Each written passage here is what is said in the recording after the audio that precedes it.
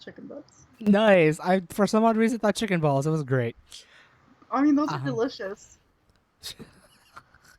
hey guys, Spamwaits here. I am joined with Dragon and her chicken butt. and her. Oh no! Welcome to Chuck and Talk Friday because that's actually what I titled it now. I It's love that. I noticed that for last week's episode. I was like, yeah, yes. Although yeah. next Thursday. Oh wait, I don't know if we are going to be here next Thursday. Are we going to be here next Thursday? I actually do want to do it Thursday because I think I'm gonna take Friday to finally pack everything I was else. just going to say I have finally got a Thursday off, Yes, woo! You know so what's we can funny? I have turn. like inadvertently created my future thumbnails for Fridays. I now need to create a thumbnail to say Thursday for next week. Well, my apologies. My schedule finally lined up to the original date. Finally, after how Hey, many weeks? aw. God, What has it been? More than a month, I think. it's been a month for sure. So we'll be back on Thursday next week. The last Hey, Chuck and Talk for a while. I'm not going to say the last one forever. That's for a little awful. bit. No, but for a little bit. Yeah. Um, Because oh god, I think I would probably take about a week or two hiatus for it. Just seeing oh, how everything's gonna be working, just so I could set like pack all the stuff first. So I will definitely be. God, this camera's gonna keep moving every time. We're just gonna watch, see where my face is at the end of the stream, guys. But but definitely like I'm gonna be taking look. So definitely we're gonna have a stream next week. We'll have it Thursday, and then yeah, probably starting Friday. We'll start packing up all the stuff right now. Like I've done about now 40% of the stuff. I'd say like of I overall the mean, things I got. It's about 40%. uh, yes, but we are working on getting you hopefully more packed up by then. Oh yeah. Um, that's the goal. uh, That's definitely the goal, yeah. we have a system. I have a system for him. Let's just be honest. It's my system. It really Uh, is. that will hopefully work out. And I'm gonna be gently pushing him like I have been actually. I don't think it's been too rough yet. Mm-hmm. It hasn't been really. That's for I've been his really taking my interpretation. time. I've actually really been taking my time. And then sometimes it's like I go, what, about an hour or two of just like going through things, right? And then basically spend like about the last half an hour maybe of just like I managed to find that one like nostalgic material that's within my whole room, and then I just like go through it for literally half an hour, just trying to remember things, trying to like see what I Hmm. recall, all that stuff, and just relive memories, if in some sense. That would be such an Um, interesting vlog to do. it would be. But I know that, like, ideally it wouldn't really work because, like, there's a purpose behind what you're doing. But Mm-hmm. maybe as you're unpacking, you can kind of unfurl those memories on a vlog. Who knows? I'm not thinking about it, yeah, because like I've been like now that you mentioned, it's like just like think like doing all the packing. It's like yeah, sure. Like for the most part, I do just want to do it by myself. It's like try to like have a clear mind of what I'm doing. It's just like I have one thing to do and it's just pack, right? But at the same times, I do have those bouts of like, oh man, these are some memories that I have here. Hello, I'm driving great. Um, but like I do have those time of memories where just like, oh yeah, like I remember this back in like high school. I remember this back in middle school. And I just talk to myself for it. Actually, I'm not lying there. Like there'd be times I just talk to myself, just remembering some of the things. Oh, I get And that. it's even interesting because last night when I was just working on it, I'm just like finishing up one section of the room. I managed to stumble upon some yearbooks, both elementary and middle school, and apparently in the back of the yearbooks had the this year in events, like current events and all that stuff. And Oh, oh my god, that was very interesting to just have a full throwback of what the hell happened during that time. yeah. That's actually a cool thing to do in a yearbook. Yeah, it's like I thought because now I think about it. I think when I was like a kid, I was like thinking, it's like, why would I want to remember this? Well, Mood. gee, 10, 15 years later, you read back and it's like, oh yeah, I remember this. Oh man, those are feels. Oh man, that's sad. Oh man, that's hilarious. Cause there's like, yeah, there's like current event stuff, like music awards and all that stuff. Like the whole like in a world in just a couple pages during that for that year. Yeah. I was gonna say, like, if you've got your yearbook from, like, oh, this is kindergarten, though, so I don't know if you'd have a kindergarten yearbook per se, but I was gonna say, Unfortunately, I like, did it. Did it cool. Y2K. I know. 1999. Um, why is that the first memory I think of when it comes to childhood? I don't I mean, know. that's. I mean, for us, it is. Yeah, we were in Some of the kindergarten big during Y things are two like K. Y2K and like 9/11, which is like, oh boy. God, For me, I I've got some still other tell my darker stories for memories. 9/11. I know. I have darker things that happened in my life, though. I was like, oh wait, 2004 house fire, and I was like, wait a minute, not everybody went through a house fire in 2004. That's just like more of a personal. I know, and then yeah, and then like ever like when I go through those yearbooks, and I'm just immediately I start going backwards, as what I usually do when I have my nostalgic moments, Hmm. um, to where I just like start like going backwards. So I go Yeah. from the first time I moved to California from Florida. So that was actually just literally a month after Hurricane Katrina. It didn't hit Florida, Mm. but I remember Katrina was that Yeah. specific year. Still remembering my mom telling me now, even nowadays, that whenever we decide to like randomly talk about like Katrina or just anything during that night, my mom legit told me, I remember flying over that storm right before Ah. it made landfall into Louisiana, Yeah.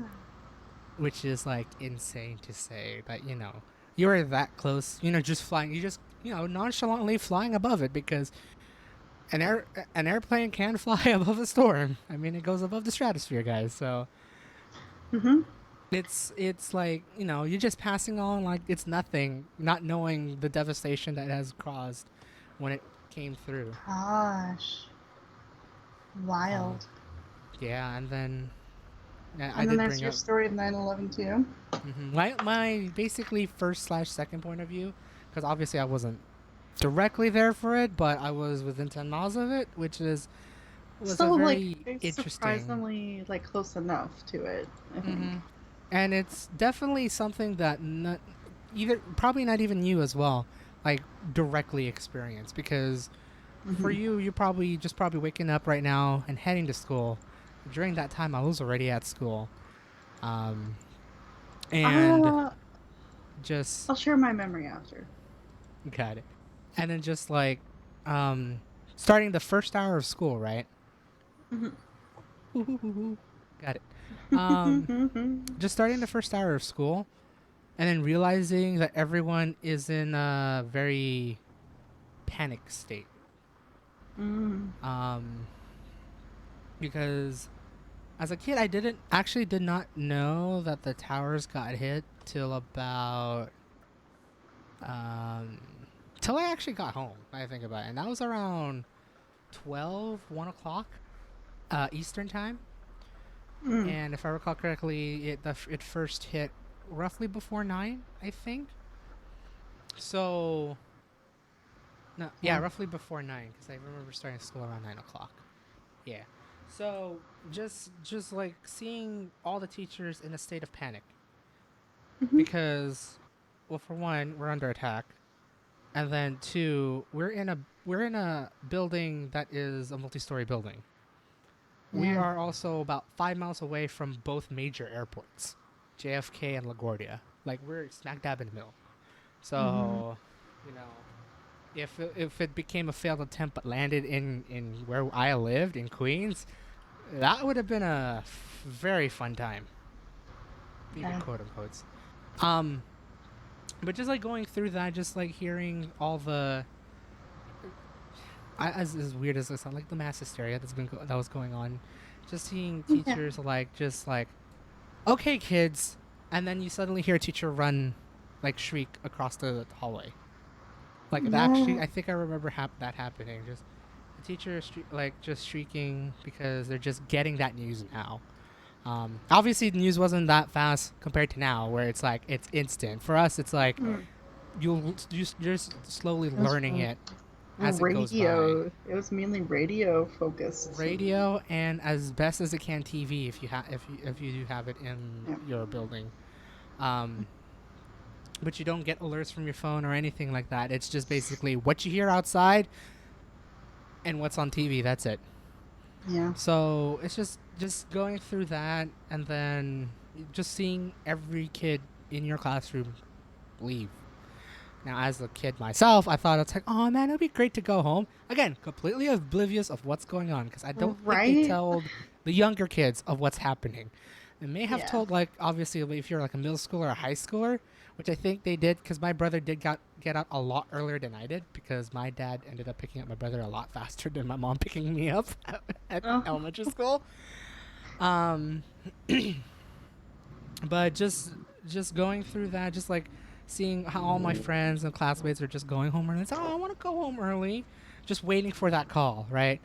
Yep. But I think my teacher did it pretty well. Ended up taking it kind of slow in terms of like just teaching that day because Oh, of yeah. what was going on. I don't think I can't recall if she had any family members affected by it directly compared to many of the other staff that was working Yeah. at the school. But then, yeah, it's just seeing kid go one by one out of the school for that day, and then I remember I think lunchtime. I remember just seeing like half the kids in the lunchroom. So you could tell that there has been like a moment of like panic. Um, Mm-hmm. and I think at that point, like I think maybe once it got closer to like noon time, I think because it became a national emergency and especially for us, a state of emergency, I think the schools just allowed them to like have parents just pick them up immediately Yeah. for the safety of their things, which is quite ironic because we live in a 6-story apartment during that time. And I was only on the third floor of a school. Kind of live in New York like I that. mean, Uh, yeah. Yeah. um, but yeah, and then after I got home, like I think my mom was like panicking a bit. Thank God she was not working that time. Like she's even said that Mm-hmm. herself that she took vacation time off during that time. So everything was like because otherwise she'd be working somewhere down Brooklyn, which would have been probably a lot closer to where she would be in terms of ground zero. So like I think by that time it would be hell for her to get home because she Yeah. mostly took public transport, and I think if I remember correctly, the transit system closed down for the whole for temporarily like the whole system for Mm-hmm. reasons, obvious reasons. Yeah. Um, yeah, and then after that, when I got home, saw it on TV, and I'd be like, it still didn't phase through me. Like I was 7 years old. Like I really had no idea what was going on, and fortunately for my family, we did not have anyone that was directly affected during that time. So everything was just like, yeah, what's going on? Okay, I see that, and I just remember seeing it for like the whole rest of the day, and then the more eerie part, and I always like saying this. I both like and don't like saying this part, but it was just interesting to see that at the corner window of the studio, you could see the billowing smoke from the distance. Uh, oh. Yeah. So it's like I'm literally having. I do have that I'm the rare person that has the second point of view, especially. I Mm-hmm. remember talking to this during my AP US history class. I was like talking about like the first point of view, second point of view, third point of view. And I remember Yeah. my AP US history teacher says, "Okay, who remembers 9/11?" I'm pretty sure a majority of you remember it watching it from the TV. I was the only person that did not say that. I was like, I Yeah. beg to differ. I was Yeah. kind of there for that. Oh my gosh. So like, it's a story to tell for me. Yeah. Um, but unfortunately, because of that, I had slight PTSD of riding airplanes for a good majority of the years, for quite a bit, Fair. Um. because just seeing the 9/11 stuff over and over again, it's just it was not fun for me personally when as a kid and then as a teen when you're moving um, states. We didn't drive fully back then compared to now, so we just like flew over, and I remember just being ever so slightly terrified Yeah. being on an airplane. Not because of height, well, a little bit because of heights. I got used to that now, but most definitely terrorism. Yeah, it definitely felt that way on my first flight ever to Vegas in 2005, 4 years later. Even then, it was still like nerve wracking. Right. Um, but for me that day, it was a little interesting because I am pretty good at like reading a room. Like when I walk in, like you can tell like Mm-hmm. something's off. Like I can kind of be that person really quickly. Mm-hmm. And so getting to school was weird. So like yeah, we're 2 hours behind, obviously. Like I'm Right. Mountain Time Zone. But even then, so like that news beyond like early in the morning, we didn't hear it. Like we didn't really listen to the news or watch the news when I was younger. We just kind of like get Mm-hmm. your stuff and get to school. I'm like, all right, just all right. Um, because that happened. I was in just starting grade 2. Yes, I was Yeah. in Cold Lake. I was in the military base. That's another perspective there for you, Oh, I see.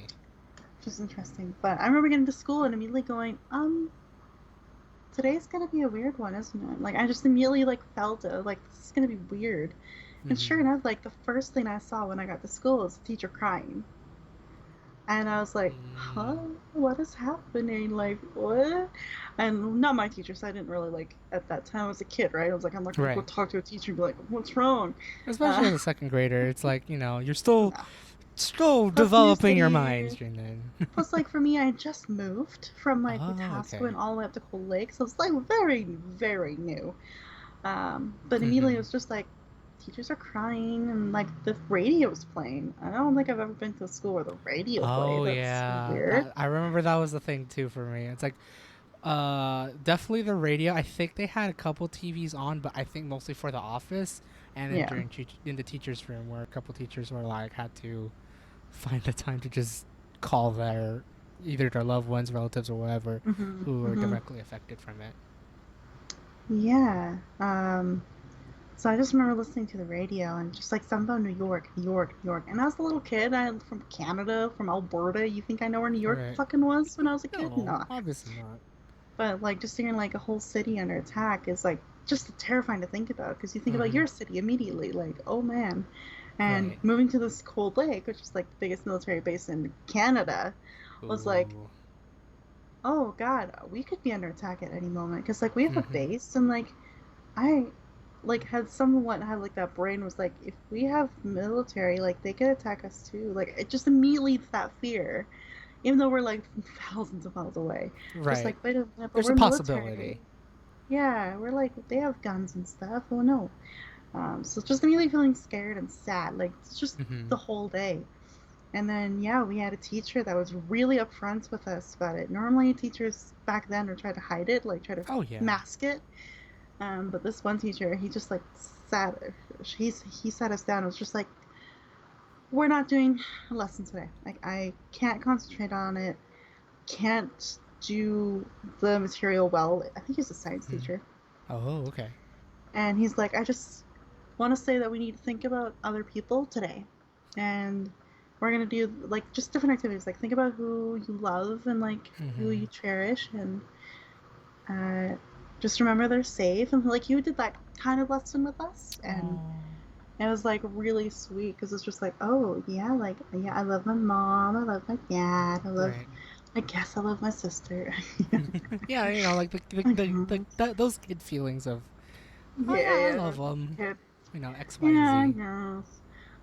Like I love my grandma, my grandpas, and just coming up with that list of things. But then like that wasn't working to calm me down. I was just like, oh, but are they okay? Like, Right. still like that, like a little freak out. But wait a minute, like my Mm-hmm. grandma and grandpa don't live near us. Like we live far away from our family, because we moved from Itascan, and the majority of my family lives in this area of Alberta. Mm-hmm. So like, oh no, are they okay? Because like, there's other military bases in like Alberta. So I was like, oh no, Right. like just immediately feeling scared and just like stopped doing the activity. I just remember just like stopping, Oh. just in there, like, no, I'm scared for family. I want to go home. But we had to go for the whole day. We weren't sent home early because again, we Mm-hmm. weren't under like the same situation. We were just kind of going through the Right. motions of the day. But that teacher just like kept us there. It was like, this is what's happening. The city's under attack. I don't mean to scare you. We just need to think about the Mm-hmm. ones that we love and just remember that they're safe, but many other families in the world aren't. And we need to Yeah. make sure we send out some love and care to them. And I went to Catholic school, so it's like obviously sending Ah. prayers, like write down a prayer to New York and like pray for them Right. kind of. Mm-hmm. So I just remember that. And then, like, sure enough, getting off school and getting a ride down to my mom's work. She owned a pizza place. Mm-hmm. And this is like, again, the after the day. So this is like 3, 4 p.m. So this is like way, way, way after all the events had happened. Right. Um, Everything has happened, and it's just basically, I think, at that point, for no pun intention, but it's damage control. Um. yes. But I walked into my mom's work because we got picked up by a delivery driver. So pizza place, we got picked up by a Okay. delivery driver. She couldn't come out because she was on the Mm-hmm. phone consoling her business partner because his grandpa was there and died. Oh, I see. So I actually knew someone who lost someone Mm-hmm. um, in the towers, and my mom was just trying to like fight her own tears and just try to talk to him, like be like, Right. he was a good man. Like obviously he was working there for important reasons. It's not fair. It's not just remembering that phrase. It's not Right. fair. It's not his fault, kind of thing. And Mm-hmm. I was just like, that's when I lost it as a kid. I just cried. Like I was like, no, someone actually tell like because as a kid it's so hard to perceive like an attack happened, people died. Like you can't Mm-hmm. quite It comprehend what doesn't. that You actually don't connect it. means Yeah. until you see it, like some affecting someone actually. Mm-hmm. So it was wild to me because like a few years earlier, when I was 4, yeah, we lost our grandpa, and that was the first time I didn't understand. Oh. I didn't understand my death because I was 4 years old. Right. But then I knew something was wrong and someone was gone because my mom cried. And so then again, Right. seeing that 3 years later for this big, awful event and seeing her cry again, I immediately like associated that like, oh no, someone's gone. Mm-hmm. So that was the scary, sad part. And then we just we had computers at work because we did like all our orders. We didn't have a call center like they do nowadays, so Mm-hmm. we took all the direct phone calls for pizza and things like that. Oh, And okay. people on the phone were like always like asking some of their colleagues like, "Are you guys doing okay? Or have you heard?" And like just customers were asking us that too. It was Right. weird. Um, but yeah, that was a really like sad scary day. And then like yeah, for like the entire like few months afterwards, like teachers would Mm-hmm. still be like reacting in like some sort of way to it, like just every once in a while. And like social studies Right. classes were always weird because it's like you guys actually, whether you are understanding it or not, been part of a history, and Mm-hmm. it's not a good part of history. It's a dark part of history, but we can learn from it, and hopefully we will learn from it. And I remember one teacher clearly saying that like uh, the Americans are probably really angry, hurt, and frustrated. So they're Mm-hmm. going to be acting out in that way. So if you see any angry people on TV, just remember they're hurting and it's not their fault. And I was like, okay. So, like, because I remember Mm-hmm. my mom was like so into the news after that, same with my dad. Because we would watch the announcements because that was Bush, right? Like, he was president. Oh, Right. my Yeah. American Bush. history is Yeah. crazy. Yep. Bush Um, was president during that time. yeah, so seeing his, like, the speeches and announcements and Mm-hmm. the actions to take, basically, Mm-hmm. which are controversial. So we're not going to go down that road. Mm-hmm. And this, There's like a whole lot of like rabbit holes on that one. That yeah, but I just kind of remember corresponded like with that. looking at my mom after that. Like one teacher said that thing. I'm like, Mom, is he like yelling because he's hurt? And she's like, he's yelling because he's angry, and I don't think he's reacting in a good way, kind of thing. It was like what my mom would like politically phrase it, like in that way. Right. Because again, I was 7 years old. Yeah. Obviously, you Uh, wouldn't know what political correctness is yeah. at that time. So I was like, oh, okay, yeah. So that's what my teacher said. And she's like, oh, well, your teacher's really smart, kind of thing. Aww. Uh, but that was that experience. Like, it was funny. Like, of course, every year 9/11 happens, like that memory and that's, Right. memorial and things like that. I always go back to just that teacher every once in a while, just going like, yeah, when Mm-hmm. people go through something bad, they're gonna be hurt, they're gonna be Mm-hmm. angry, but it's not their fault. It's just such an important lesson I learned from that. Mm-hmm. That's super important. But I never expected, for some reason, so random. In the UK, so my first year in the UK, Right.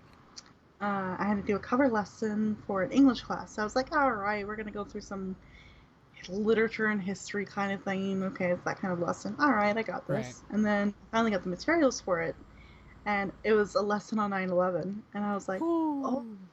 oh, I'm halfway across the world, and we're doing a lesson on this. I was a part of this.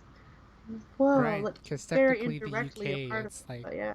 it's a different perspective when you're around the world, when you're in a different part of the world. Yeah, and like going through they had to do a descriptive writing lesson based on that, which is like, Hmm. man, you gotta put your kids through trauma in high school. Stop it. Let's not put them through To trauma. be fair, there, I mean, like if you're thinking in hindsight, it's not really trauma for them. More or less history at No, this point.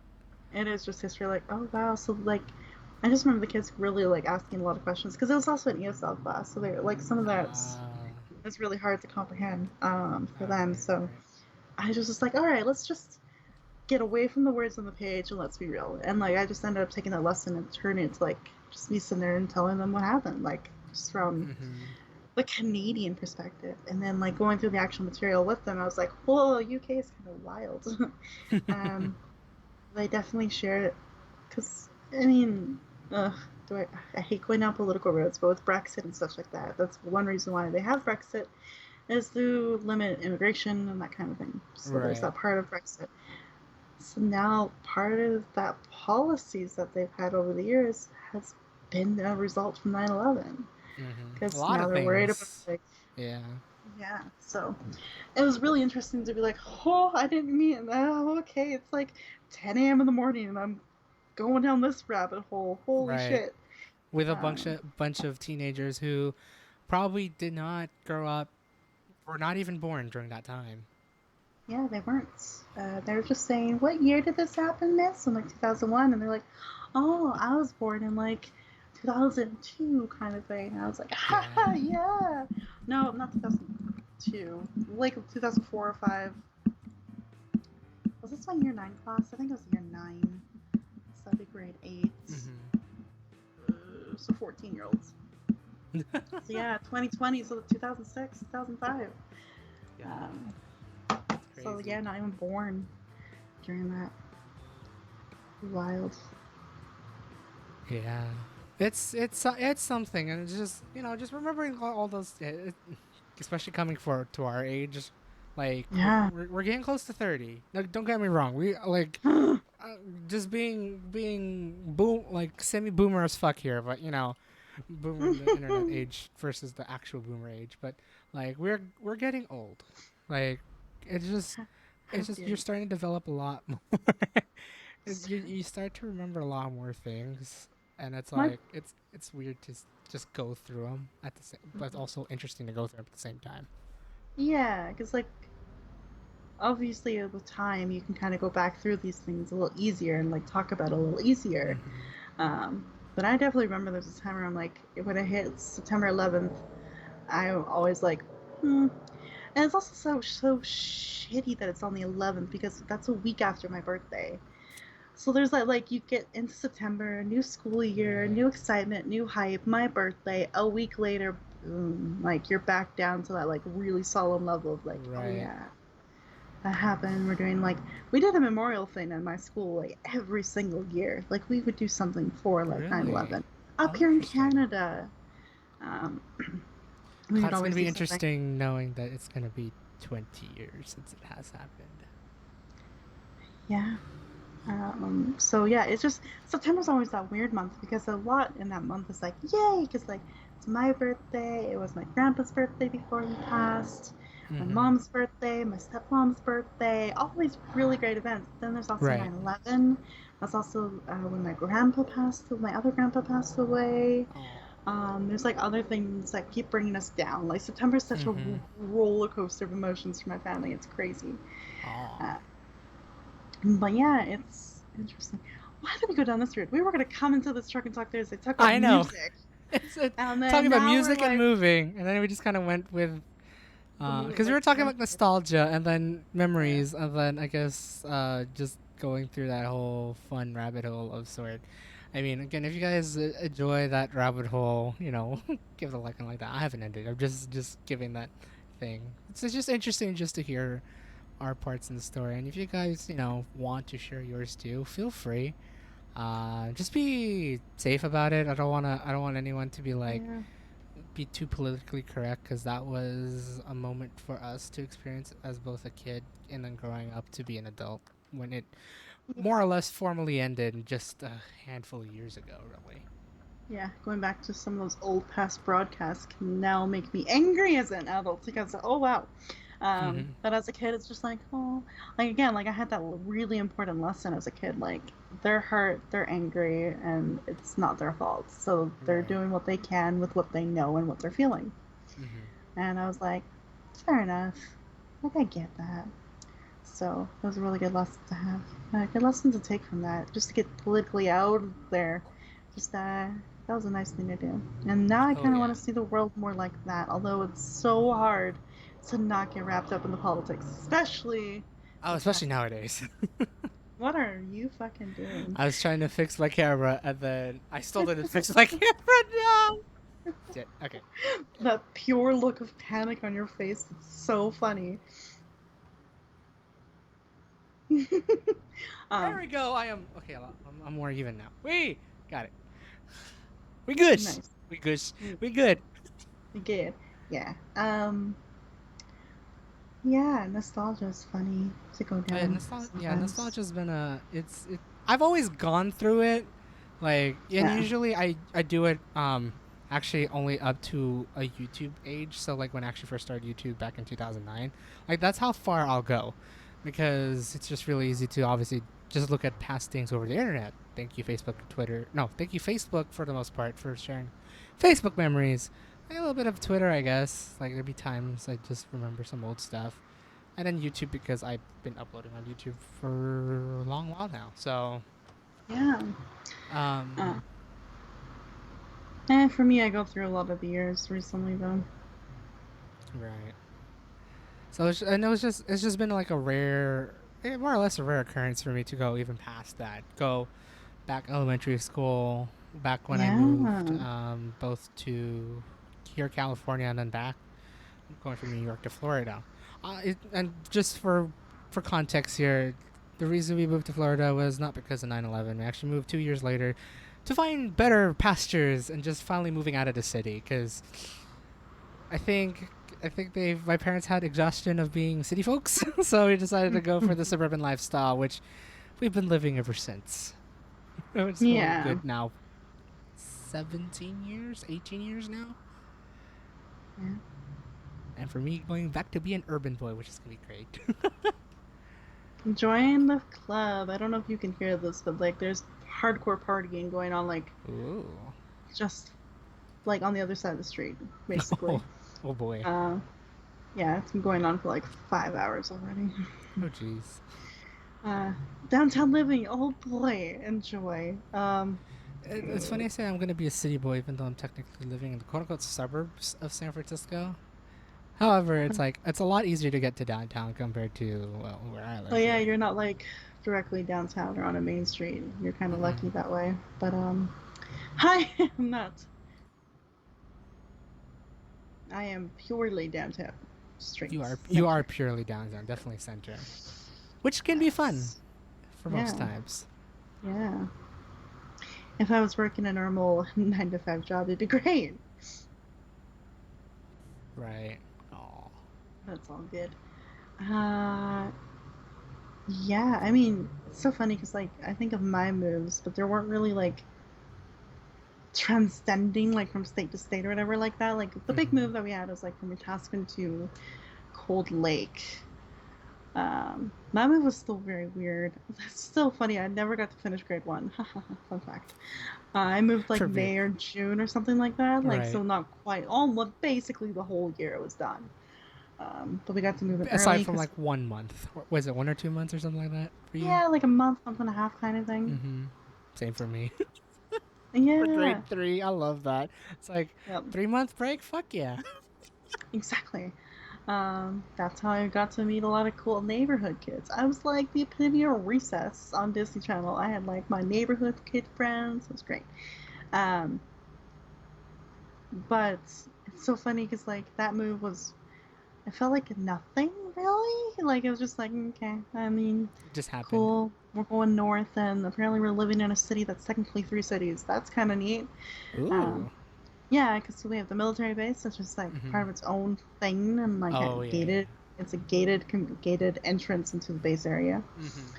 And then there's Cold Lake North, and then there's like a big stretch of highway between Cold Lake North and Cold Lake South.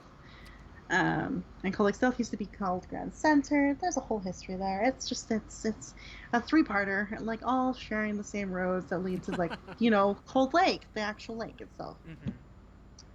So yeah, it was a city that was made of three that are. It's a very weird one. Now that it's much more connected. Apparently, there's like now That's pretty buildings good. and such along that main road that kind of connects both, like north and south. So there's Apparently, like really no like segregation, like separation between the cities now, the smaller yeah. cities per se, all Oh yeah. integrated. When I first moved there, it was like a clear, like blank highway. Like it felt like you're going to a different city altogether. Oh, oh, It that was must be fun. crazy. Then they built the new high school out there and some businesses, things like that. And that Mm-hmm. was what I remember from my last year. But apparently, it's expanded even further, so it's kind of neat. Wow, that's pretty cool.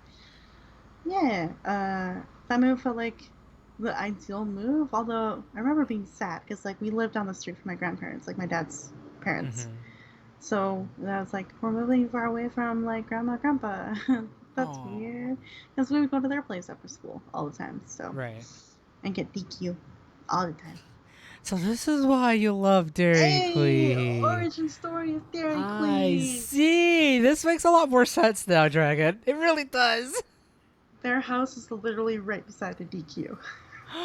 Oh shit! That's why there's the sudden fascination. There's a childhood fascination for DQ. Okay, that makes a lot more sense now. The I'll, psychology of Dairy Queen. There we go. We went down this road. Oddly enough, that's Um, with me and Burger King up to the point ugh, where I started having more McDonald's, and then I fell in love with McDonald's. Sorry, Burger King. I don't like. I've never liked Burger King. Sorry, Burger King. And like I remember liking Burger King when I lived in New York. I remember liking Burger King a lot more than McDonald's for whatever reason. And I actually no, I think I might know the reason because they did have slightly better burgers Mm, during that time, and they yeah. had. It's weird to say this. They had better Coke and Pepsi products than McDonald's, which is funny to say. Yeah. Um, As someone who used to work at McDonald's, what? yeah, and if I recall correctly, McDonald's is the only one that actually gets good as Coke. Not when I tried them. I remember liking Burger King's Coke a lot more than McDonald's for whatever reason. Maybe it's just that restaurant. Who knows? Mm-hmm. Weird. Mm-hmm. For Um. me in Cold Lake, it's A&W. Ooh. Loved me my A&W, and I still love it to this day. Mm-hmm. DQ for like desserts and Mm-hmm. treats. A&W like for the full like burger and fries experience because it's so good. Plus root beer Nice. float, hell yeah. But yeah, A&W is my favorites in Cold Lake. Some of the restaurants were really good. We had a really good Chinese restaurant that was yummy. Cold Lake and Humpty's. Just remember Humpty's.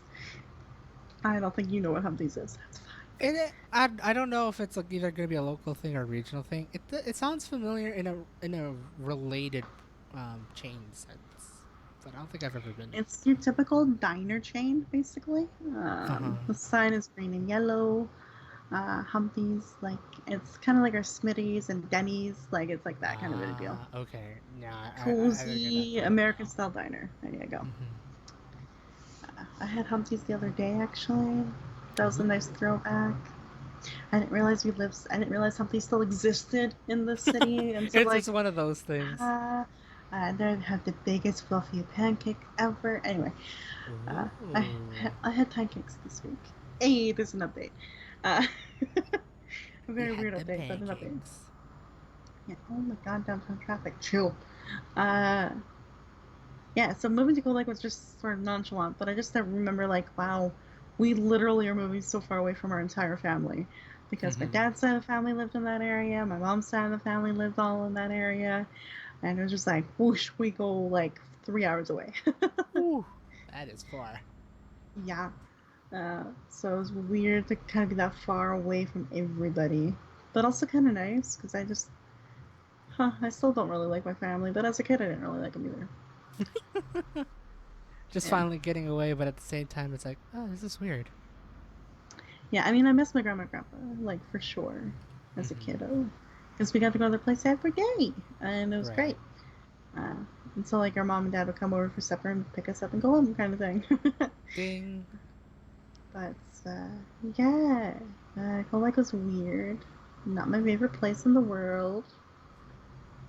For many reasons. One, house Mm-hmm. fire. Two, parents divorced. Three, living in a trailer with no central heating. In fact, heat was a wood burning stove that you had to go get wood for. Basically, living in true squalor Oof. and being extremely bullied. Because of. Cold Lake was, because, well, again, like in the winter, our pipes froze, so we didn't have Oh, like right. showers or proper hygiene really throughout grade 9. So it's like baggy sweaters and trying to cover it with like body spray, like trying to like Mm-hmm. look like a girl, but not really. Right. More looking like a sewer person. Uh, Oh. so tons of bullying. Like it would be like dry erase markers on my locker, like just Mm-hmm. really awful phrases like "sticky bitch," "go back to the hole you crawled out of from," like just really awful bullying. Damn. Yes, and my gym teacher did not handle it well because she singled me out and told them not to pick on me anymore. Teachers. Gotta love them at times. And Yeah, more times Hearts than in the not, not. Good Place did not handle it well because it led to more bullying outside of the gym room. um, good times. So yeah, really Right. shitty experience at the lake. Hated it quite a bit. The only thing I Mm-hmm. liked was the national parks around there. Mm. Very nice, and of course going to the beach because Oh, for the lake, huh? yeah, the lake and going swimming. Yeah, until I got sun allergy, and then that like put a stop to that for a couple of years until we realized how to cope with Oh, it. I I see. also got developed the sun allergy and cold legs. So cold legs is so negative for me. Cold Lake has memories that shall be shunned forever. Yeah, Shall I'll be never go shunned back. shunned again. I'll never go back. Sorry, cold leg. I'll never go back. Yeah, I moved out. Then again, the other big move was Emerson, but that one was harder because just parents' reason, really, like Mm-hmm. divorce and such. So mom thinking that like both my sister and I made an awful choice to go live with my dad instead of her and like all that crap. So and then when we And then she found out moved they were down here living with, anyways. well, yeah, because like I refused to stay in a trailer that I could not take care of myself Oh, in.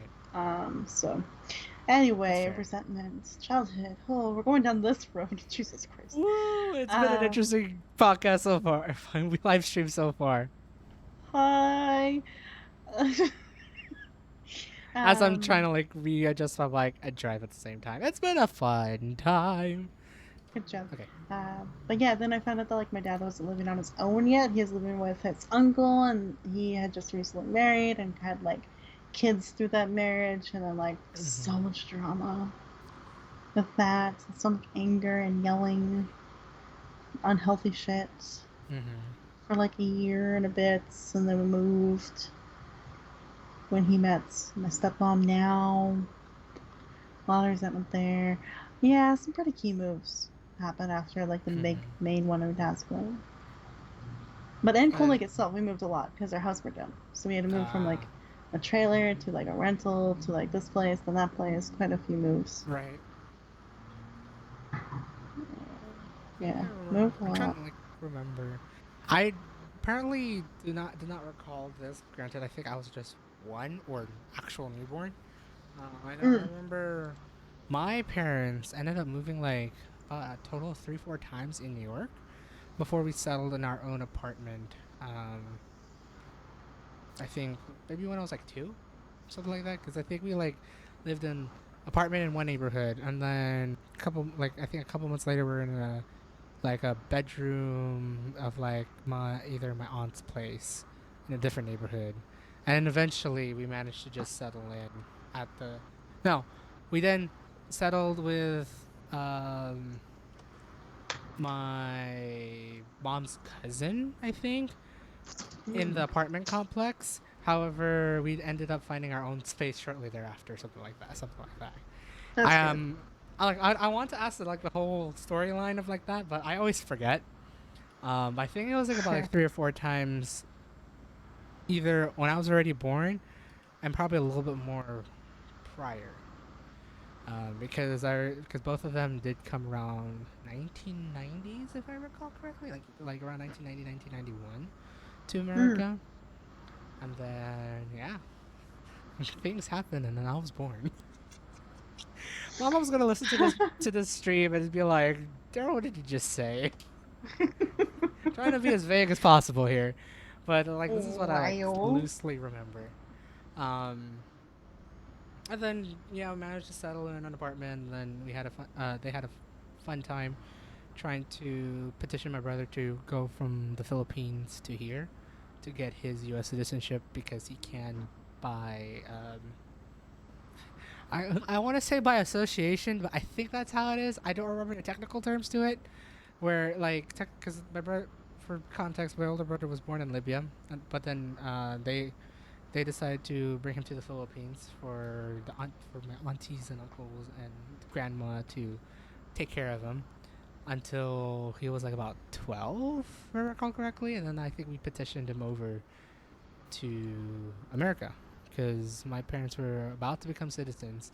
However, I think there was like a pretty interesting. I think it was an interesting loophole where if you bring your kid before you become a citizen, they can get citizenship easier than once the parents have full citizenship in America. Mm. Because I think once the parents have gotten full citizenship, I don't know if that's the rule. To correct me, like, feel free to correct me if I'm wrong, but I'm not gonna go too far into it.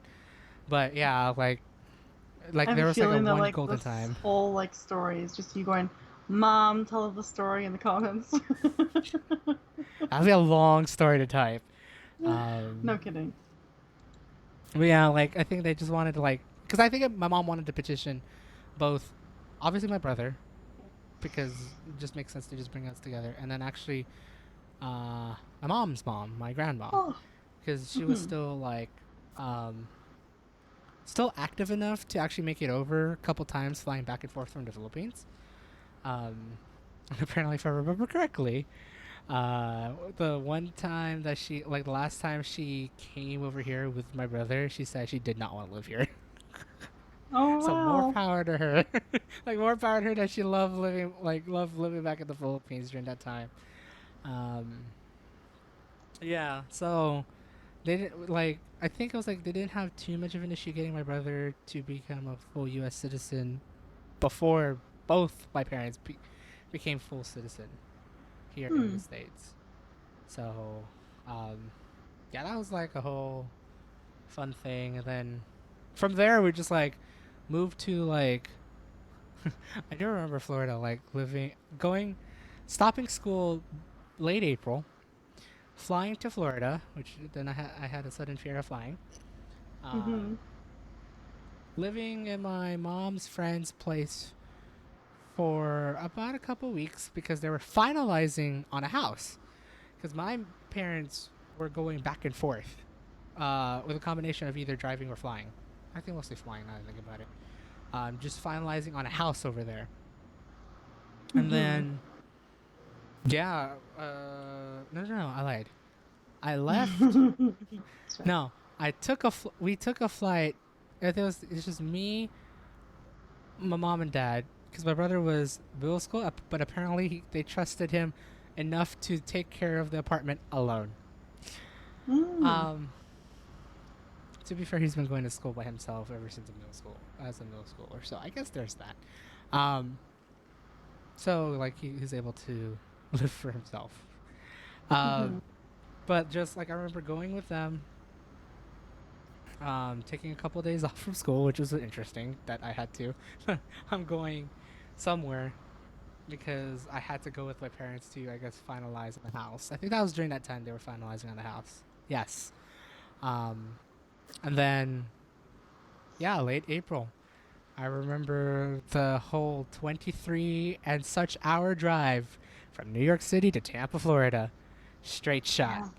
Yeah. No, the thing is, at least I think my dad's friend, either my dad's friend or something, was with us to be two drivers. So we just, and then from there, we just straight shot it down all the way to Florida. Wow. It was like basically we had a good majority of, no, we didn't have a good majority of the things moved yet. We were just moving initial stuff, if I recall correctly. And it was just on a 1994 Nissan Pathfinder, four of us, my mom, my dad, my dad's friend, and me, just in the car and having the first long road trip all the way down, going from highway to highway, state to state, all that fun stuff on a multi-state drive all the way down to Florida. Mm. I've been part of that road, not all the way to New York, but up to at least Virginia Beach. Because I went from Orlando area to Virginia Beach. We drove. Hey.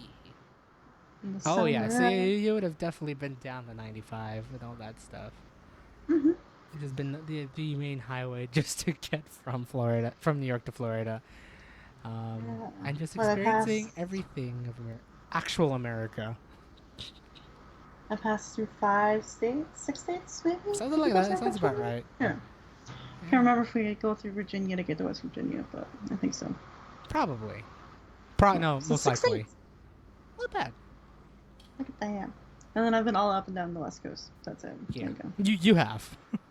Been to Washington, Oregon, literally. Actually, yeah, I've been to Oregon. Then. Yeah, California. And California. Yep. California. You've explored probably a lot more of California than Oregon, if I recall correctly. So.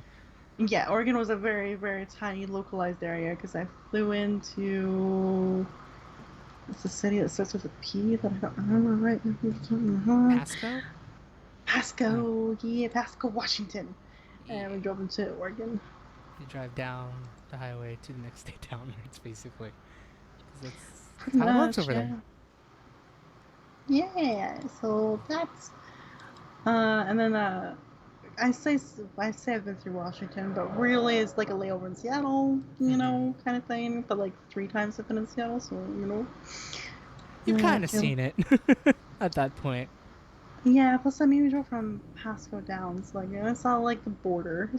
You see the two extremes of Washington, basically, the city side airport and the countryside of Washington, which is like basically all you need to see, and maybe some mountains and rivers and whatnot. Yeah, and then in California, I see a lot of California. Oh yeah, you from like your area all the way down to LA, so. That's like a good majority of California. All the way to Anaheim, I should say. So I saw a lot of it. You've seen a good majority of California. The only thing you have to explore is what I explored during my travel log 7 and 8. Because that's like very. I would say that where And I've been to Vegas, so that also helps with my West Coast experience. You did. I've been to Vegas. Yeah, been to Vegas. I've been to Vegas one too many times when I was not 21, and then once when I was 21. Yes, and then the only other time or other place I spent a lot of time in the States was Indianapolis for Indie PopCon. For Indie PopCon, yeah. Dude, that's crazy. And I had layover in New York, so I've kind of been in New York, but not really. I want to actually experience New York. Let's go. Honestly. Yeah, but between California to like West Virginia, that's nothing in between. Oh yeah. Nothing between. So. It's funny for me, I've explored the East Coast and anything west of the Mississippi. I have not explored between the East Coast and the east of the Mississippi. I'm missing that section right there. I'm trying to see what you're talking about. Mississippi. So basically. Oh, near Alabama. Yeah. Well, I was actually thinking of the Mississippi River, which is like one hell of a long ass river that goes north to south. Yeah, where's that? Where's Mississippi River? So I don't think it's in Mississippi, but I think like that's northern point is Minneapolis in Minnesota, and then its south point is New Orleans, I think. Okay, I see it now. So Minneapolis, all the way down to it goes through St. Louis. Yep. That's Wow, right. this river is wild. It's a monstrous river. It's a really big ass river though. God damn, where does it go? There's All the way to the Memphis. Gulf. It should go all the way down to the Gulf if I recall correctly. I am following the windiness of this river, dear Lord. Do do do do do do do. Mississippi. Where am I now? Oh, did I lose it? Never lose it. No, okay, I still have it. Baton Rouge. Okay, I know where we are now. Louisiana. Louisiana. And there's the Bay, East Bay, West Bay. Wow. Wow. Wow. That's huge. That car crosses the entire states. Oh yeah. So basically Jeez. everything west of the Mississippi River, I've more or less been there with a handful of states I have yet to be. Like I think South Dakota and South Dakota and Nebraska are the only states that I haven't visited yet. You've West been of to the North Mississippi. Dakota? I lied. No. Hold on. Let me think my map. North Dakota and Nebraska I haven't been to. You've been through I've South Dakota? been yeah, passed through South Dakota from Minneapolis to hello car. Minneapolis back to California back in 2014 and visiting Uh-huh. Mount Rushmore. Right, cool. So, yeah, so you just, that's kind of funny that, like, you have to sandwich that state that you've not been to. I know, Um, right? and then you're Oh, saying, I like, guess North Carolina east too. of Minneapolis? Like, you Yeah, haven't been to, like, every city state between like basically Minneapolis, St. Paul, and like Baton Rouge. Actually, I wouldn't really want to count Louisiana because I haven't really visited Louisiana. But like between like that line in the Mississippi all the way up to the East Coast is wow, places I have unexplored. not visited. Yep, places unexplored. I have not visited Central You will Central love U.S. Indianapolis if you go. That's all I'm gonna Oh, say. I would. I still want to explore anything that was pre. Here we go, history, you guys. Pre-manifest destiny. So it'd be interesting because that's like the history that I have not like fully experienced yet. Which is because living in New York and just being up and down that way, it's like basically what up to Civil War, if you think about it. Um, and then the gold rush and all that stuff, but like just within the central, I just never experienced it. I don't know what's here, what's there. Hmm. God, I just zoomed out of my map and I just realized how big Alberta is. Holy crap. It's a huge thing in retrospect. You can fit California in you and me. That Oh sounds yeah. weird. You can fit California in me. Okay. Okay. Oh my Uh, god. Kinky. See, now my own exploration of my country is another story. I've been to Toronto and then all over Alberta because of being a bowler. Growing up, I got to go to bowling tournaments in like places like Lac La Biche and St. Paul and Edmonton and Red Deer and Calgary and Vermilion and Lloydminster and Bonnyville, all over the place. Mm-hmm. I got to go all over Alberta with that. So Alberta, pretty covered except for the very northern parts where it connects with the Northwest Territories. Haven't been up there. But that's oil field territory. So, Why and bother? then BC, I have been up into Invermere, which is pretty close to the border. I'm not gonna Mm-hmm. lie. Between It's yeah, near Fairmont Hot between Springs. If you know, like famous places in BC to go to, hot springs. It's near there. Uh, but I have had a layover in Vancouver. you Uh, Vancouver when I flew to San Francisco in 2005. have 5? 2005? Yeah. No, 15. Wow, 15. brain. Jesus. So yeah, there's that. Then in Saskatchewan, I've been from Lloydminster, because that city is on the border of Saskatchewan and Alberta, so half the city is Saskatchewan ruled, half of it's Alberta ruled. Nice.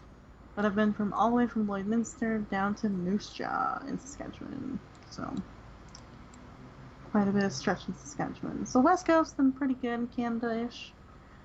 Just anything after Saskatchewan, no. With the very small exception of, I guess, Toronto. Toronto, yeah.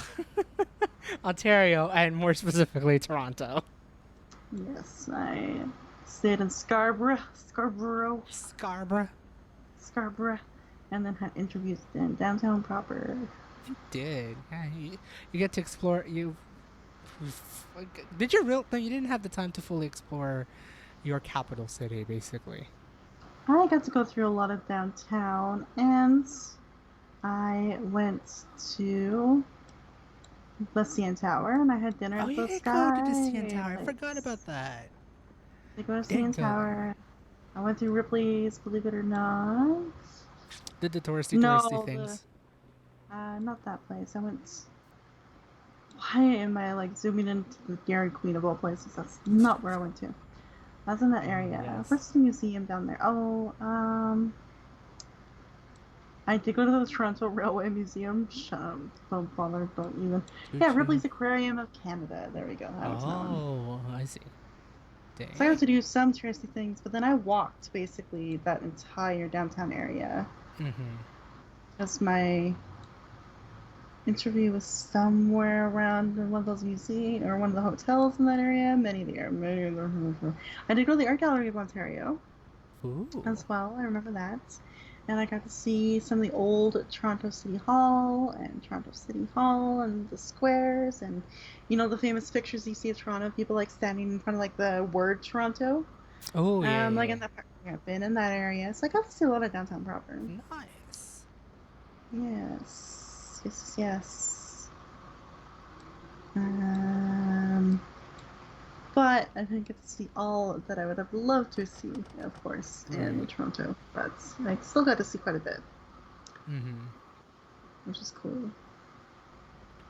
Still something that I haven't explored. Now that I think about it, like, sure, I've been up and down the East Coast. Actually, no, I haven't really been all up and down the East Coast. I've only gone as far south as Tampa and as far north as actually New York. So I have yet to explore north of New York, and I have yet to explore any of the main cities in between that whole shit because we just passed through. So I guess it doesn't count, but also counts if you think about it. Yeah. I want it to count hopefully in the future. Like I do want to visit many of the East Coast and Central city, like big cities around there. Um, I'd still also definitely give a visit to Washington D.C. because I have yet to been there. Mm-hmm. It'd be cool to see the nation's capital, re-explore New York. How did this truck and talk become like this? I don't know. It's a damn good question, actually. Ooh. We got it's funny because we had like potential topics such as talking about like reliving old music and I guess remastering a couple of them in ways, Mm-hmm. as well as potential moving tips. Because yes, I am moving next. I'm going to be. Well, I've already started the move, or at least started packing. But then I think we're going to be moving sometime in the about 2.5 weeks, technically. But I most likely will like ramp up and start staging all my stuff as soon as next week's Truck and Talk, basically. Um, Mm-hmm. but I don't know. We just kind of went with like very deep, sentimental topics, and then talking about travel, and then it's like, well, we kind of threw that out of the window, but we're doing quite well for an hour stream so far, Mm-hmm. which Yeah, has been which has been very interesting. for sure. It's just yeah, I think because like we were talking about memories, and then after that, yeah, Uh, memories became travel because yeah. we both of us do like traveling, for Oh yeah. in many ways, in more ways than one, really, I and. caught the travel fever. Oh, wow, words. I I caught the didn't know you're travel going. fever. It's like you're going fever, and then I'm thinking bug, and I'm just like, okay, which words are we going for here? Oh no, at this point, I'm sleepy. But I got the travel fever, travel bug a little bit. Mm-hmm. when I went to SF. And then since then, I wanted to do more, and I got to go to Toronto, which was the next. Nope, that's a lie. SF, and then I got to go to Oregon a couple times, and then I got to go to Indianapolis. Yep. Then after that, it was Toronto, and after Toronto's UK, and then bam, all over Europe. Oh, wait, we can't also forget about Mexico.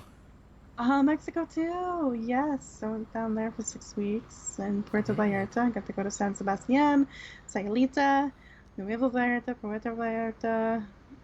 Yeah, those places I got to go down there. Very tiny part of it, like Jalisco and Nayarit states or provinces, but really cool place. Love it a lot. Miss it. And then yeah, UK, Ireland, Scotland, Wales, Northern Ireland, England proper. And then Western Europe. Western Central Europe, huh? And then, yeah, I took a train through France into Belgium. Got to go to Belgium.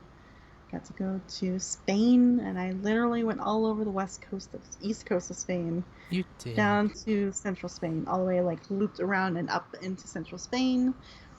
Then I went to Germany, Belgium, and I went all the way up north to Oslo, Norway. So. Right, you did go to Oslo. Oslo. I had Norway and Oslo both stuck in my head. I mixed it together. Good job, Daryl. Yeah, and if this pandemic had not have happened, I would have done Copenhagen, Amsterdam, Warsaw, Vienna, Venice, and Rome. Oh, this would have been your southern and eastern Europe, basically. Yeah, I would have kind of covered the rest of the map, basically. More or less, yeah. Just not central, but yeah, that's where I would have gone after my contract ended in April at the school. But obviously, that was all part of me moving back in March because pandemic. I know. And it's funny because I still remember talking about this about 2 years ago of me visiting you over there. Fuck. During the May break. You've been talking about coming to visit me for years, though, technically. It's true, and it would almost have had happened. Almost. Yeah. When I was working for the census. And then, well, first my manager did, like, I first got to get my parents' approval because I was still living with my parents, which they did like. Then I was trying to woo my manager, which, yeah, I had to fight that. And then COVID happened, which was like, fuck, alright, fine. Be like that. But the borders are open now. I know they are. And you're vaccinated. Yeah. We are vaccinated. We both are. But it's just not an ideal time yet either. True. It's a very wishy-washy. It's now a wishy-washy situation. Yes, because it's still sketchy and there's still a variant going out there that's awful. And plus, you're just moving, so you're gonna need to want to settle in. Yeah. Before you want to do any more traveling and like come see me up here. So there's still like, again, the timing has not aligned. I know. You're in Scotland! I am in Scotland. You're going to Aberdeen? I think I am. That's the only way. That's the only place I can go to. Yeah, I'm going to Aberdeen. Fair enough. I'm like looking at them. I was like, where else could I go? I already passed through Glasgow already. So I was like, where else am I going? Edinburgh? No, I guess I'm not going that way. Aberdeen. Can you go anywhere in Northern Ireland? Or no? No, they haven't got to that. Lame. Yeah. It'd be cool if you could do a trip from Belfast to Londonderry. Get on a ferry. Going a ferry. Going on a ferry. I'm amazed they haven't done an Ireland expansion. Strange. Whether it's like free or like that. They're very pretty there. It's very, very pretty. Oh, I bet. And I've seen so many travel videos of basically all of United Kingdom, and it's like, oh, that's pretty. That's very, very pretty. My favorite cities, though, in my Europe travels all start with B. Yeah, literally all of those start with B. So like Barcelona, Mm-hmm. Brussels, Mm-hmm. Berlin. Berlin. Wow. Yeah. And Bath. Look at that. Technically, Four yeah. B's. 4Bs. And all Definitely. for four Dang. different reasons, really. Barcelona for just the very colorful culture and neat architecture, like in Park Güell and Casa Batlló and all those places. Very beautiful place, unique Mm-hmm. area of the world. Hello, downtown Hi, bike. traffic. Hello. Beautiful, beautiful city. Just so much I love about Barcelona. The food, the streets, the Oh. The cleanliness, the culture, the people. Flamenco on every corner. really?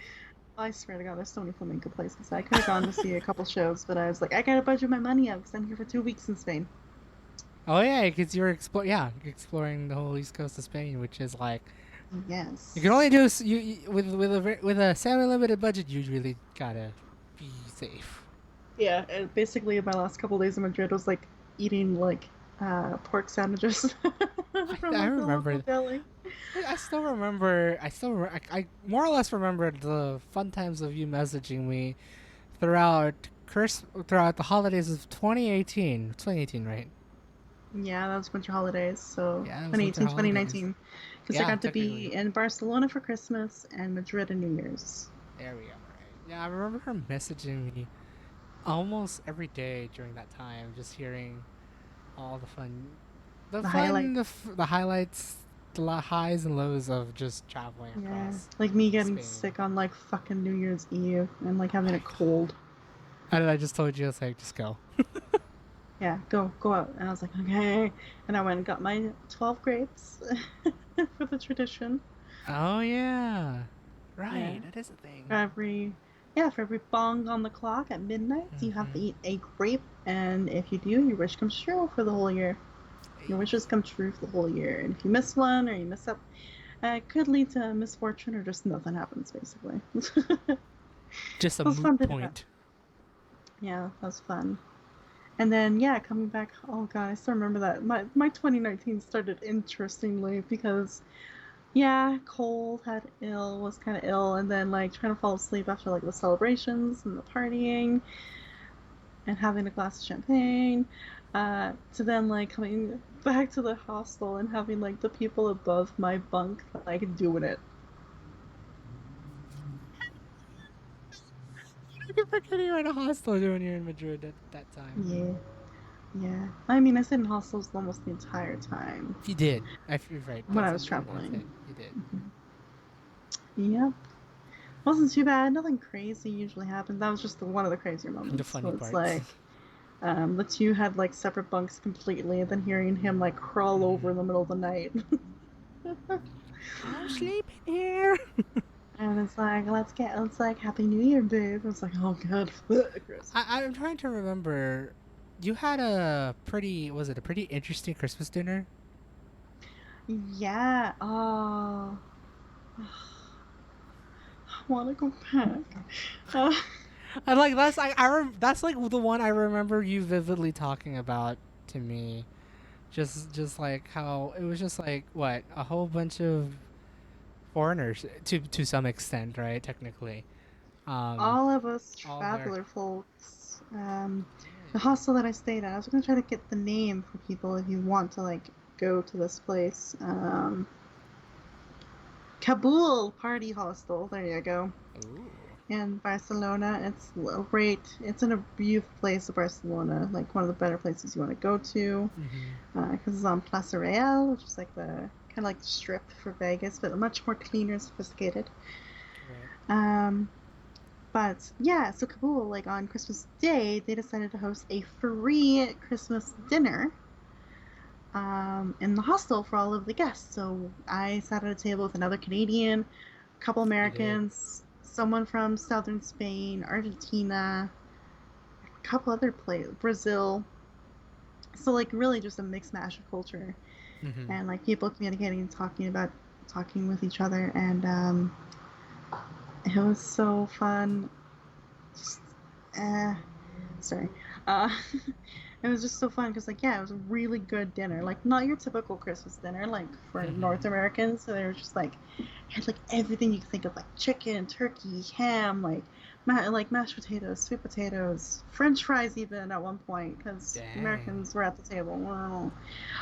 Just so much different kinds of food and lots of chocolates, and the kicker was free champagne. So me getting Free. drunk at like 2 p.m. in Barcelona, yeah, and then going to the La Sagrada Familia right after. Oh shit. I'm like, I didn't get to go in because like the wait list was so huge. Like even before I could Right. even book, when I booked that trip, it was like already filled up for Christmas completely. But still, just going there and walking around like the La Sagrada was amazing. Like that was such a unique thing. I just remember seeing all the like very beautiful photos that she was sending me throughout those travels. Yeah, it's all on my Instagram. I Really have is. Instagram. Yeah, go Same follow her. username. Same username. AmythicalDragyn. You can go back through memory lane of all my travels, but I love Barcelona for like just such a unique and vibrant culture. Madrid, same, but it was definitely a lot more like modern city in many places with like a mixture of like the beautiful European architecture. Right. Barcelona was just something else. So Barcelona won over Madrid. Sorry, Madrid. Although Madrid had a really beautiful park that I went to that had a lot of historical figures and statues. It's really really cool. And but yeah, the next B, Bath.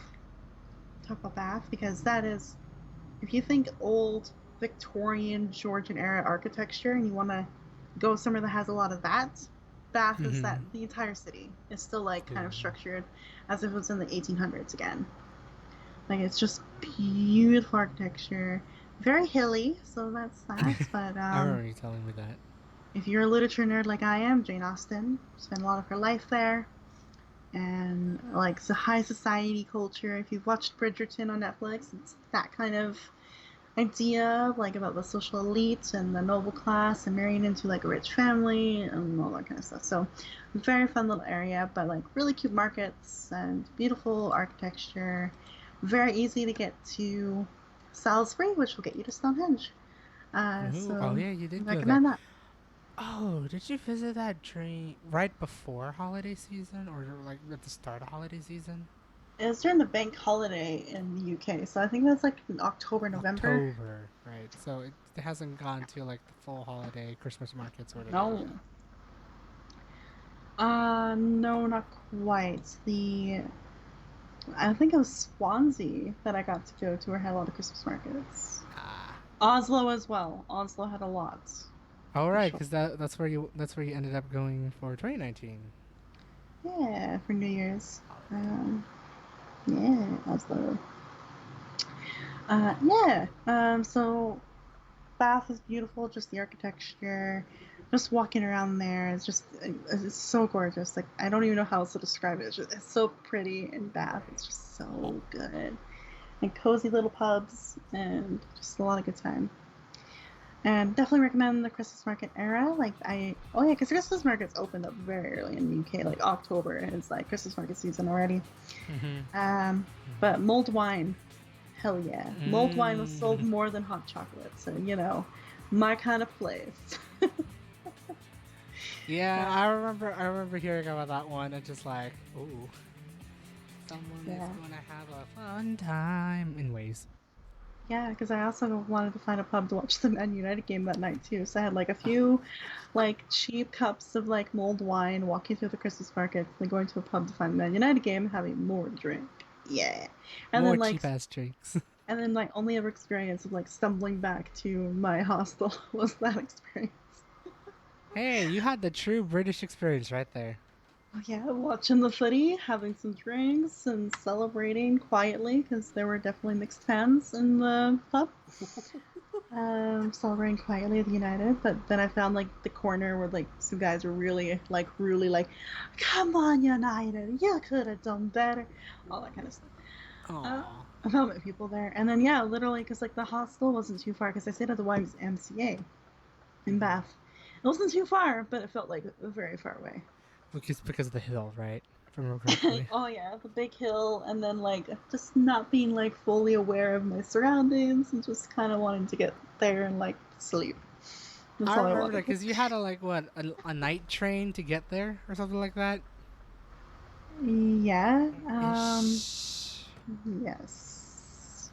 I It was think kind of nice because I had 2 full days that I explored Bath, and then I went and did a day trip to Stonehenge, which was amazing. you did. I had very great weather for that. I'm losing my voice. This is the most I've talked to people in my life. Um, Oh, sad but true.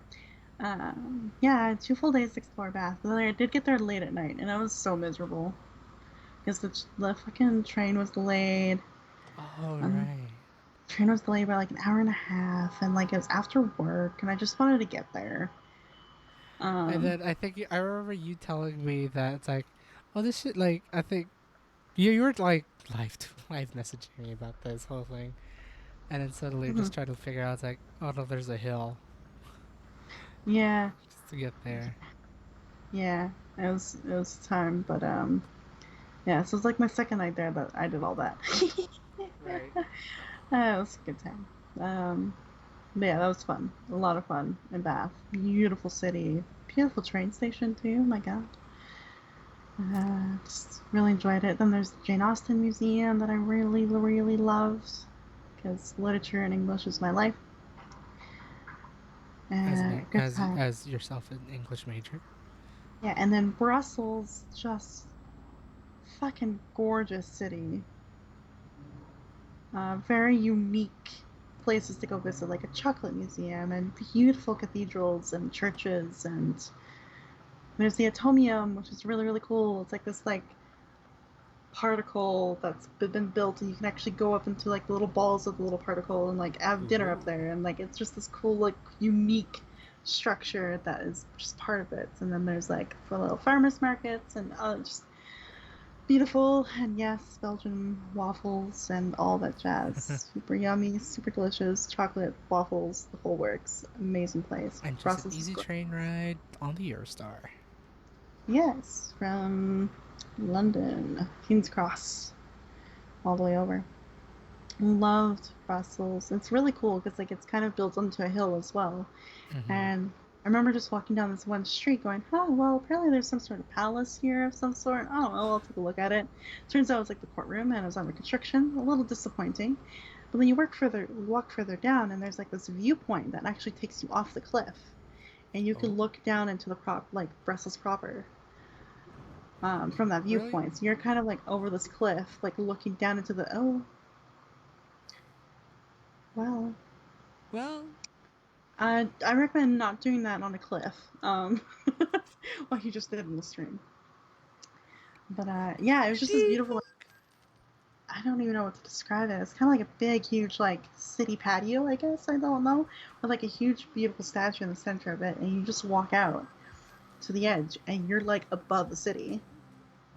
And it was just like a really happy discovery. I was like, "Whoa, this is wild to me that I'm above the city."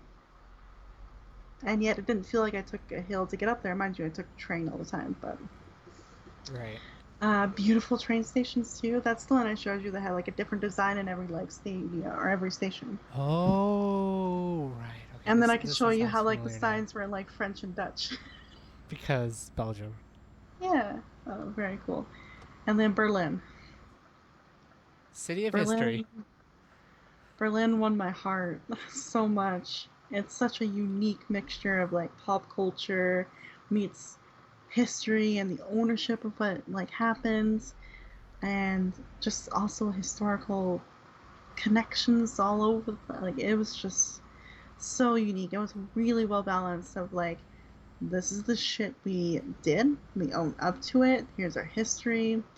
We are still making amends for it and that kind of thing.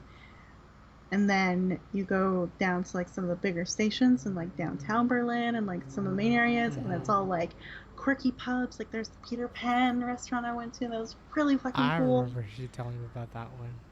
Yeah, and then TwitchCon was there, so that's when my experience was also That going to was the main reason there. TwitchCon. Yo. The first TwitchCon Europe ever. I got to be part of that. was really neat to Still actually see it interesting as that well. we've both experienced the first Twitch cons. I mean, you would be the first TwitchCon ever. You would be the first TwitchCon Europe. Yeah, very neat. Two different points in our life there, but really cool. Mm-hmm. Uh, Berlin was just something else. I don't know, just Checkpoint Charlie area is so cool. It felt like a mixture of modern and then like also being transported back to the past at the same time. Right. And then got to see the Reichstag, Reichstag. So like the big government building that's, of course, was part of a lot of that awful history. Fun times. Yeah, and the river was gorgeous. Like I don't know, there's so much of Berlin that I was just so in awe of and like respected. Mm-hmm. Um, Even when you go to a place called the Terrorplatz, when you hear that name, you're like terror question mark, but it's what it'll be about World War II.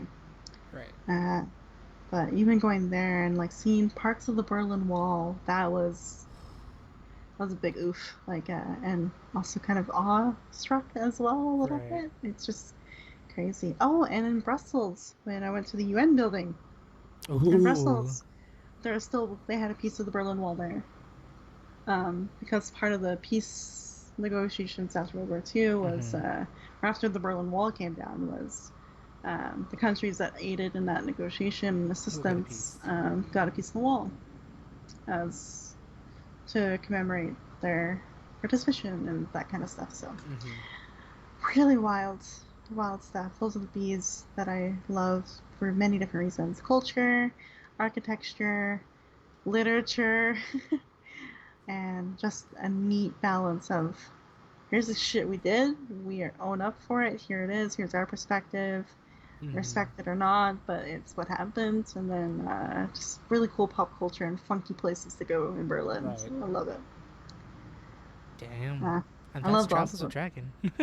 Yeah, right. And Oslo is very cool, just very very like Nordic Mm-hmm. feel to it. And then also history too, like they also were influenced by like the regime as well. So Right. well, I think discovering that was wild to me.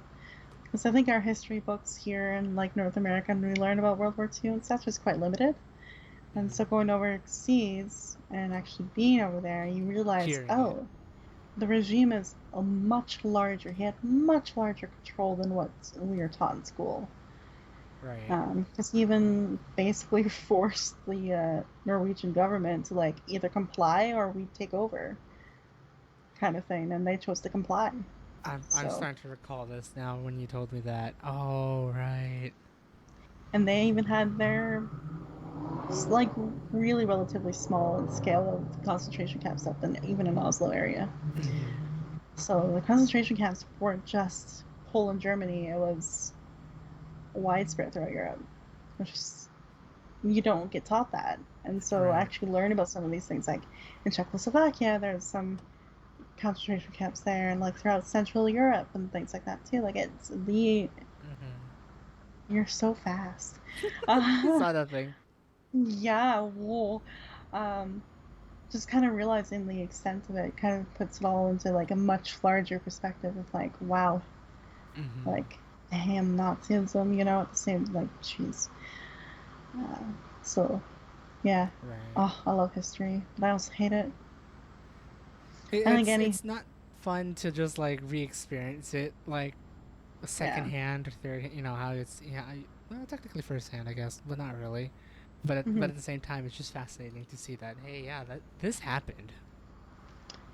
yeah. I would have loved to have gone to Poland and like actually go to a concentration camp, which sounds very dark, but just now that I had that taste of it in Berlin and like being in like the Mm-hmm. Terrorplatz, which is like a square where these buildings used to be that the SS Mm-hmm. ran out of, like just be in that area is like you get the chills and you're just like, oh boy, I'm standing in a area that was known for like torture, like Right. so And craziness.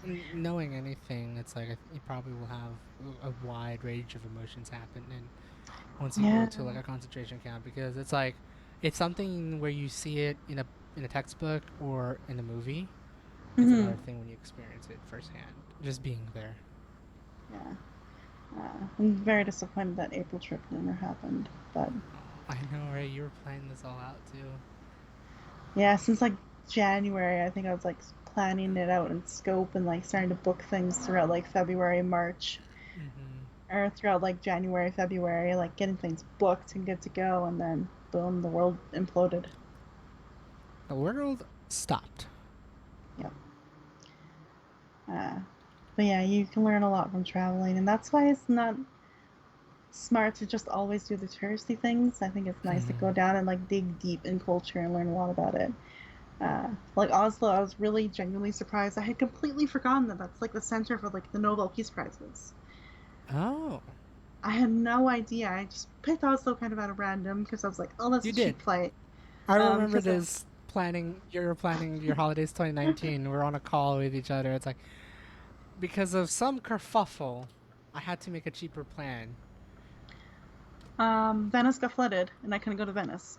Oh, right. It was more of a natural event too. Forgot about that. Venice flooded and the hostel canceled it, and there's no incoming flights at Oh that point, so I couldn't yeah, book it. right. So it was like a very Uh, last minute shit. Yeah. Okay. Now yeah, this and I'm sounds like, familiar now. yeah, I'm like, well, my Christmas kind of got ruined, well, ruined slash not ruined, because I was still in London. I mean, I was still in London, England, um, which is still amazing that I lived in London. But At least then you get to experience a British Christmas. yeah, and had a lot of trifle. Yeah, I love trifle. And then I was still like talking with him. I'm like, well, that is flooded. That sucks. I still want to go somewhere. And like we're looking at like cheap flights because that's getting pretty close to like Mm-hmm. last minute flight kind of thing. It was at that And, point. and I was like, I could go to Oslo. I mean, that's kind of cool. Like they believe in like Thor and shit. That'd be neat. Yeah, it was kind of cool to go through and look at. And the city hall of Oslo is very cool. That's where like the Nobel Peace Prize ceremony is usually done, and it's Mm-hmm. held in Oslo. And walking through there is amazing because like even entering the building, you have all these like wooden friezes or wooden like sculptures of like the gods of like the Nordic Oh. Norse mythology, and so you get to see like um, my Norse mythology, like Thor and Loki, and like these figures kind of like sculpted on the side of the building. It's very Mm-hmm. cool. And then you walk in and you're immediately bombarded with the information about like Nobel Peace Prizes, and got to see a video clip of Obama Getting that when he Nobel. received his, and Ooh. walking in there is beautiful, very colorful building, and a lot of like, why do I want to say womanity, but womanhood was celebrated. Like in their culture, like women have always been celebrated, which is so cool to see something like that, Mm-hmm. because that's certainly not the story we know in North America and Right. many other parts of the world. They really celebrate their ladies and their mothers and motherhood and such like that, which is really cool. Mm-hmm. A lot of that history throughout that building, and then a huge Christmas tree because again, holidays, and I was in Oslo for New Year's, so Ding. yeah, they got to go to a little cute little folk village that brought down some old buildings throughout northern Norway, and got to see what life's like living kind of in rural areas and away from like the main area, the main city. So it was really cool. Loved it a lot. Very quaint, very cute. New Year's kind of sucked, but that's okay. At least you get to celebrate it, and at least you get to be in a very like having that untapped potential of a city, and then realizing, oh, there's a lot of things here. Yeah, there's so much I got to do, and had like more of their like a lot of interesting like stews and cakes. A lot of marzipan. Oddly enough, was big in Norway. Marzipan and a lot of stews and that kind of like really hearty warm meals for winter because it was cold in Oslo. Not cold enough for me to have snow and experience that properly, but Right? Wasn't like there was like a little point that's like, I haven't experienced snow in a while. yeah, maybe if I go to Oslo, I can see it. And I got to see snow at the airport. But going into Oslo proper, I remember the security agent or the customs agent was like, "Oh, you just missed out on a bunch of snow just a few days ago. But of course, our temperatures got warm again, and it's practically all gone. So when you go to Oslo, you might not see any of it." And I was like, "No!" But then I'd remember how to walk on ice because it was icy in the morning, Oh, right. Ooh. which is funny. But yeah, How do I walk on ice? Fuck. penguin, aka like slow, slow, slow. For Waddle, 5 waddle, seconds. waddle. Waddle, waddle, waddle. Yep. A lot of that. But yeah, I got to see a castle, which was really cool. That's where I learned a lot about the World War II history. I was like in the castle that I got to go Mm-hmm. to. And I got to go on a winter cruise around the Oslo Fjord, which was amazing. Oh yeah. Oh, forgot about that. Did do that too. You did a lot. Yeah, you did a lot of fun stuff, really. Mm-hmm. Yeah. In London proper, I got to do a lot too. I got to see Buckingham Palace, Kensington Palace. I went to a concert in London for Against the Current. Cool band, check them out. I don't know, weird promotion there. Uh, Went to Sherlock Holmes Museum, Charles Dickens Museum, the Beatles store, of course. I never got to Abbey Road, which I'm kicking myself about that. And I'm trying to got to go. remember why. If there was a, I think it was just like a long It was quite walk a or commute. something. It was Yeah. quite a commute to get to Abbey Road Studio, but Mm-hmm. because I was far west in London, in the Greater London area, and that was sort of northeast, so it's quite a commute. Mm-hmm. I just I still got remember like those weekends where like, all right, I'm exploring. Yep, Quick, where do we Little go? Venice, still my favorite part of London, no matter what. God, Beautiful area. how do we end up? I remember there was a reason why you ended up searching that place. Oh yeah, I took the Bakerloo line to get to Wembley because I wanted to go check out Wembley because Wembley fucking stadium, guys. Mm-hmm. And plus, like getting to Alberton could have been like that way because that's the school, that's the area I worked in Where you basically. worked at? Yep. And I heard like I think. Oh, now I gotta pull up my fucking tube map here. 1 second. I just remembered like at that point we had a call. Again, most of these are like I remember we had a call and we were both exploring Little Venice prior to her going there, and then trying to figure out I was like, is this a place that that you can like find a place like to sit, relax, walk around, relax, eat, and all that No, it stuff on wasn't a day even or something? that. It wasn't even that. I think I was down. I was probably down near Piccadilly or something like that. So I took the Bakerloo line up, all the way to Wembley, and like decided to like go home that way, basically, somehow like that. Mm-hmm. And it was, yeah, Wembley Central is where I got off. Haha, there we go. And it was because what's cool about the London Tube is for tourists, mainly for tourists, they hear like stops like next stop, Warwick Avenue or Maida Vale and Kilburn Park, like the announces each station. But every once in a Mm-hmm. while, it'll tell you something about please exit for Madame Tussauds or please exit for this or please exit for Buckingham Palace. Ah. And so Bakerloo Line, I got on. I don't remember where I went per se. Oh, I think you know what this was. This was for my the equivalent of my social security number or like my SIN number because I had to go all the way down to fucking far away. I had to go. Where was that? I had to go to Tooting Beck, all the way down to Tooting. Tooting Beck, and then I had to take the train all the way back up. So I took the train from Tooting Beck to Elephant Castle. None of this means anything to you all unless you have the tube map up, but you know whatever. Basically, for Daryl's sake, because I know he knows it too, Northern Kind of, Line yeah. up to Bakerloo, took the Mm-hmm. Bakerloo line up to Wembley Central, and then like basically got home onto the Piccadilly that way. Whatever. Right. But as that first ride back from taking the train on Bakerloo that I passed by Paddington Station, and the next stop was Warwick Avenue, and it said please exit for Little Venice, and I was like, what is Little Venice? So got out of the underground and got up and Googled it, and I was like, oh, it is literally this like area with like floating boats and like a canal and like a huge Mm-hmm. park surrounding it. I want to go check this out, and it's beautiful there. Just so quiet, secluded away from the city, and you can walk from Little Venice all the way to Paddington. You can. Right. I forgot about that. Like there was like I know there was like a cool thing that you could do. Like It's like you're close to something big, but I can't remember what. Right, it You was can also Paddington. take, yeah, Paddington was nearby, but you can also take the boats, like the ferry or whatever, where it's hard all the way down to Camden for like the circus, and like you can also go to the London Zoo from there. So it's Ooh. really, really neat. I never did any of those trips because I never had cash on me. You needed cash there instead of Right.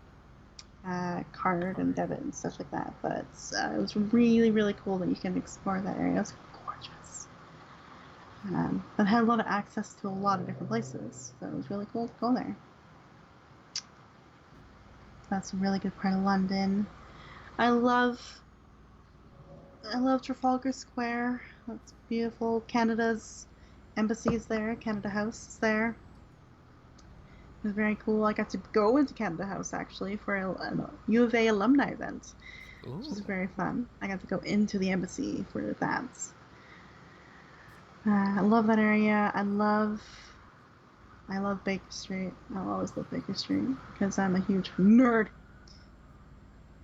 I forgot. Did you ever visit like one of the quote unquote joke places? Like I don't I know. remember like we looked at a tube map. It's like, hey, why is this named here? I forget. No, I don't think he did. I think I remember just joking No, about it, but never got to it. I never went to Cockfosters, Daryl. Sorry, that's one always a joke. It's true. Um, I do love Embankment and South Park because that's where the London Eye is. That area with like Westminster and Big Ben, Mm-hmm. big part of it. I love Covent Garden. That area is great. A lot of shopping, a lot of pubs. Of course. And then Theatre District, Leicester Square. I love it. And Piccadilly Circus. I got to go see a couple plays and shows in that area. It's just so fun. Yeah, it's just a lot of good times, really. Got A to lot of do a fun lot and see a exploration lot. as you can when you can. Yeah, I like the Barbican either. Was at the Barbican quite frequently to play D&D, oddly enough, but You Barbican's were. really cool. I remember this. I remember you telling me this. Is like I have to get to the Barbican. Barbican. And then, yeah, I like Ruislip because I lived there my first year and love that area. Just having the fun time exploring around that area. The quiet little creek that was by my place. A lot of wooded areas and such. Very suburban, if I remember correctly. Yeah, very. Truly suburban London. And then yeah, Harrow is a very fun place, and Wembley, of course, is great because all the shopping and attractions near Wembley Stadium. And then yeah, I've been to Wembley Stadium. There you go. I got to see Team England play.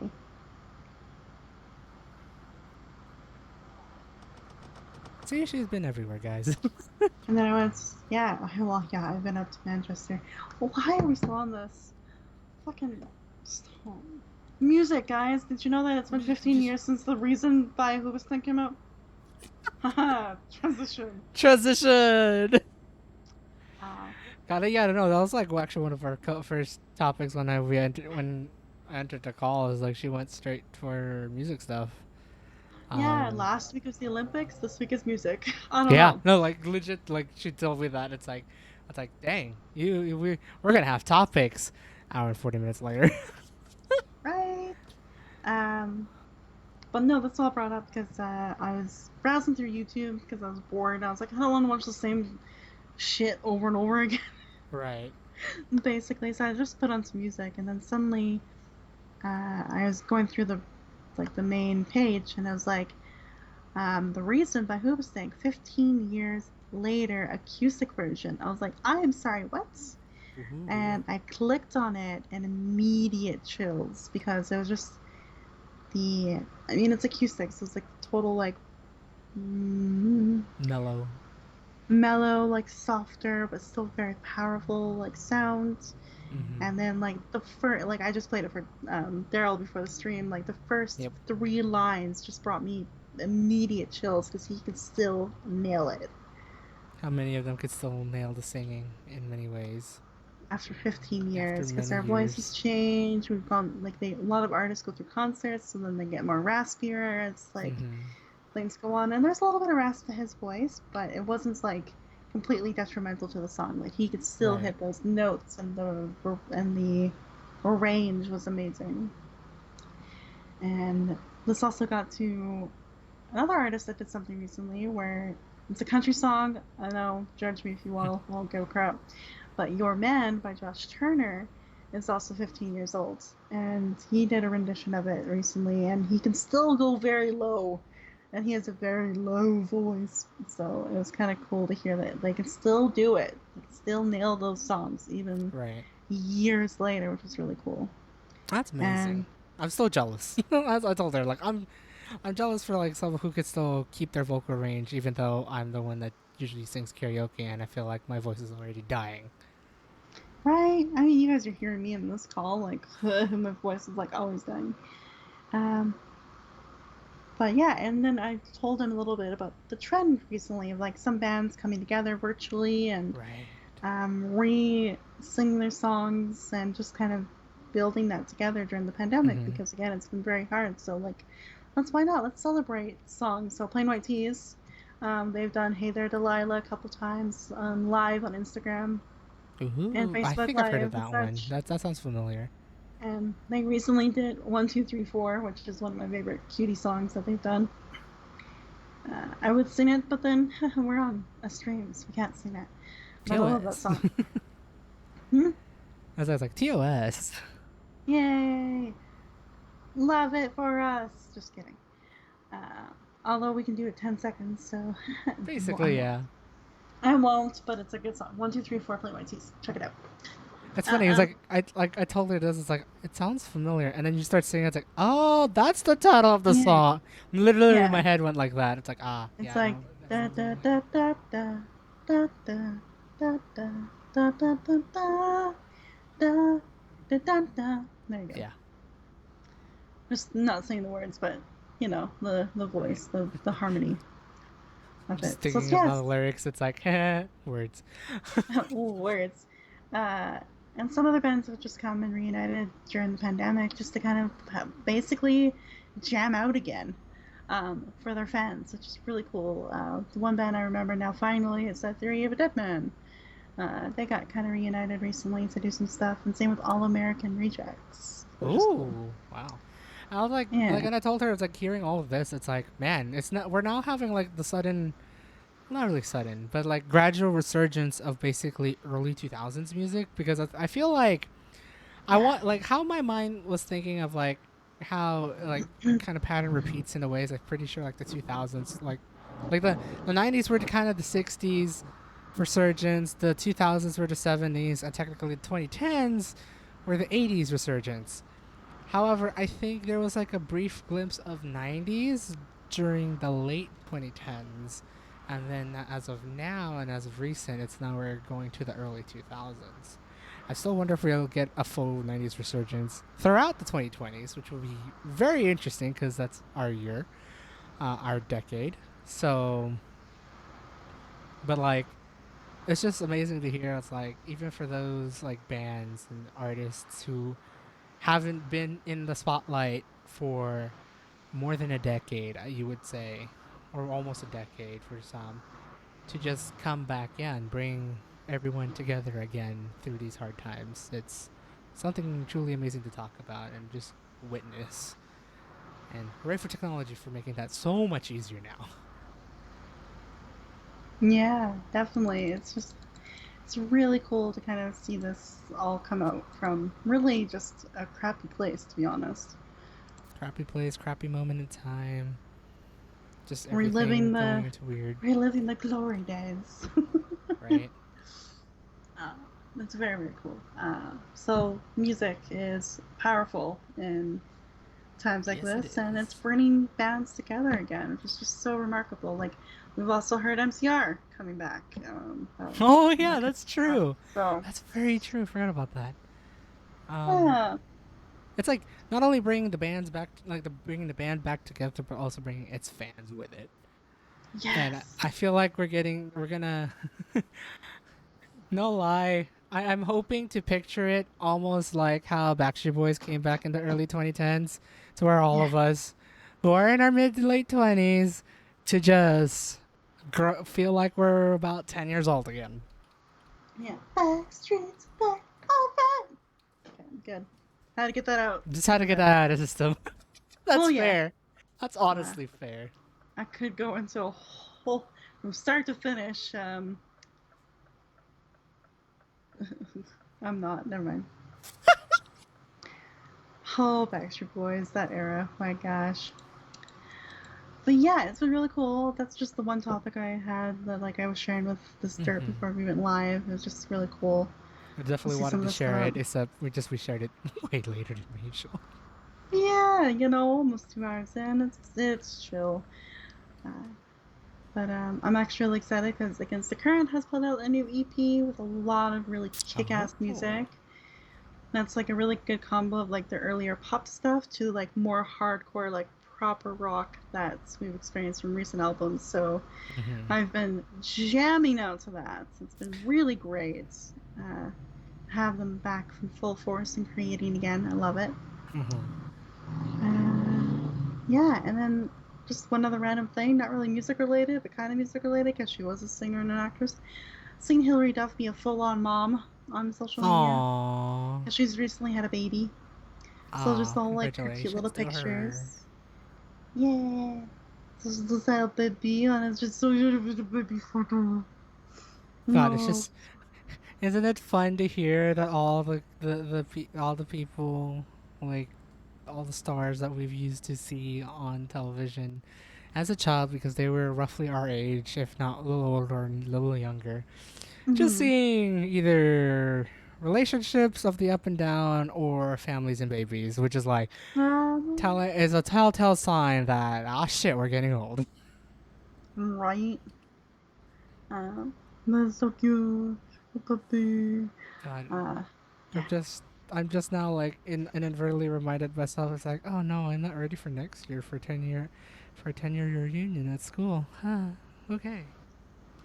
Is one actually being planned for you guys? I don't know yet. I haven't really Yeah. looked at like Facebook or anything, but I know for the fact next year is 10 years. It's gonna be our Same. well, both. Yeah, actually, that would make so much sense for both of us, right? But yeah, no, it's gonna be a wonder, especially since what's going on now. We don't know again. We didn't know what would happen in the future, say 2022. Hey, Daryl, in 2022, what's going on? Comment down below. We're gonna have to write a sticky note and put it somewhere to comment what happened around this time, around that time.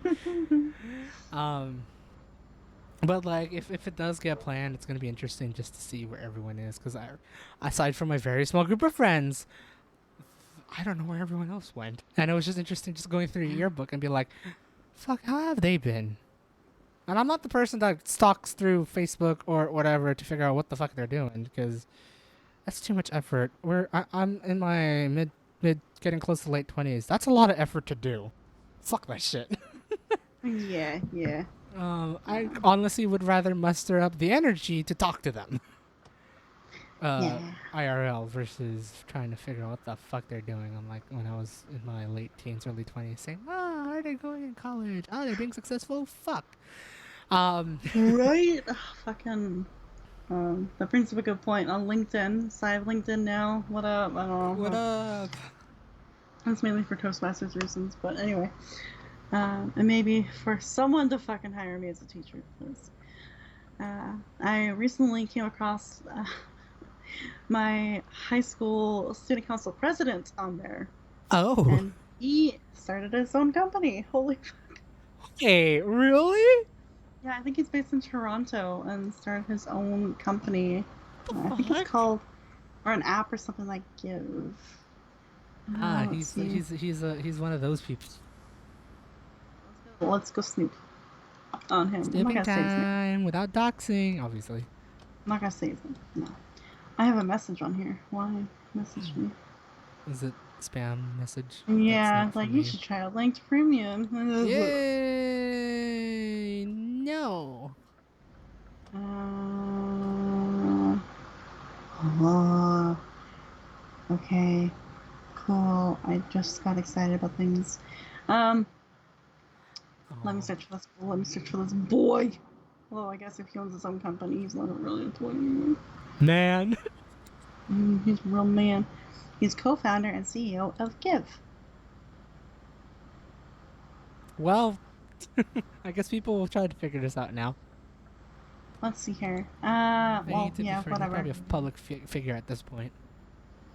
Let's see. I just want to know what more it is about. So, da da da. Bright and Early launched the Better Workplaces Fund, a fund co-designed with Give to support their mission in building more equitable workplaces. Mm-hmm.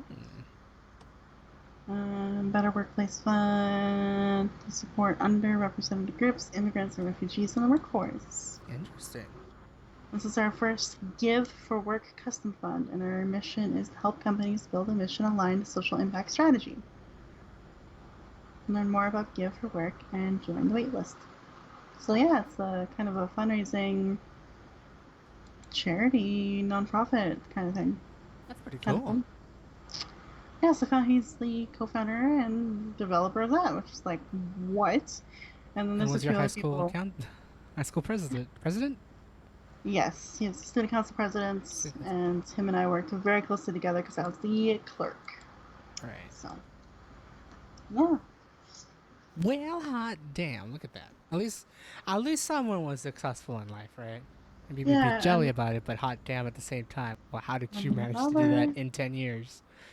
right, another friend of mine moved recently, and I can't remember where. I want to say Qatar, but I don't think that's right.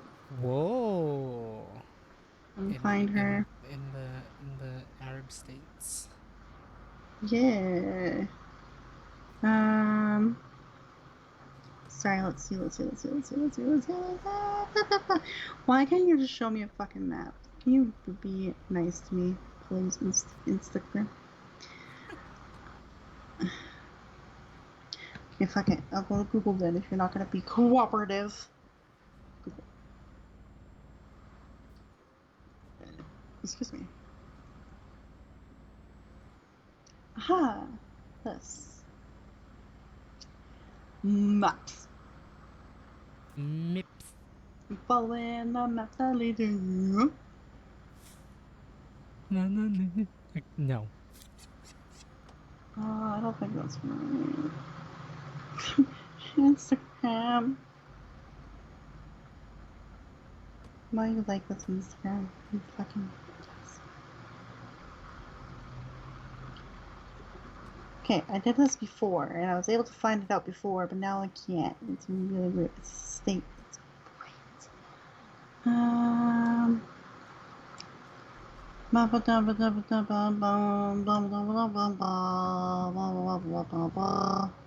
Forgot where the fuck I'm going.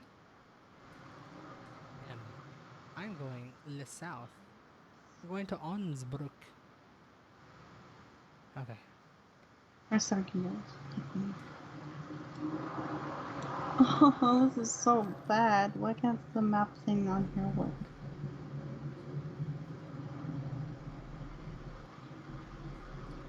Oh god, I can't change gears.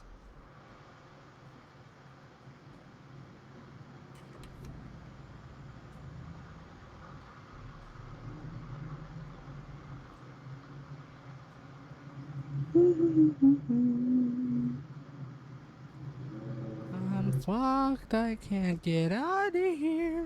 There we go. Swing right, girl.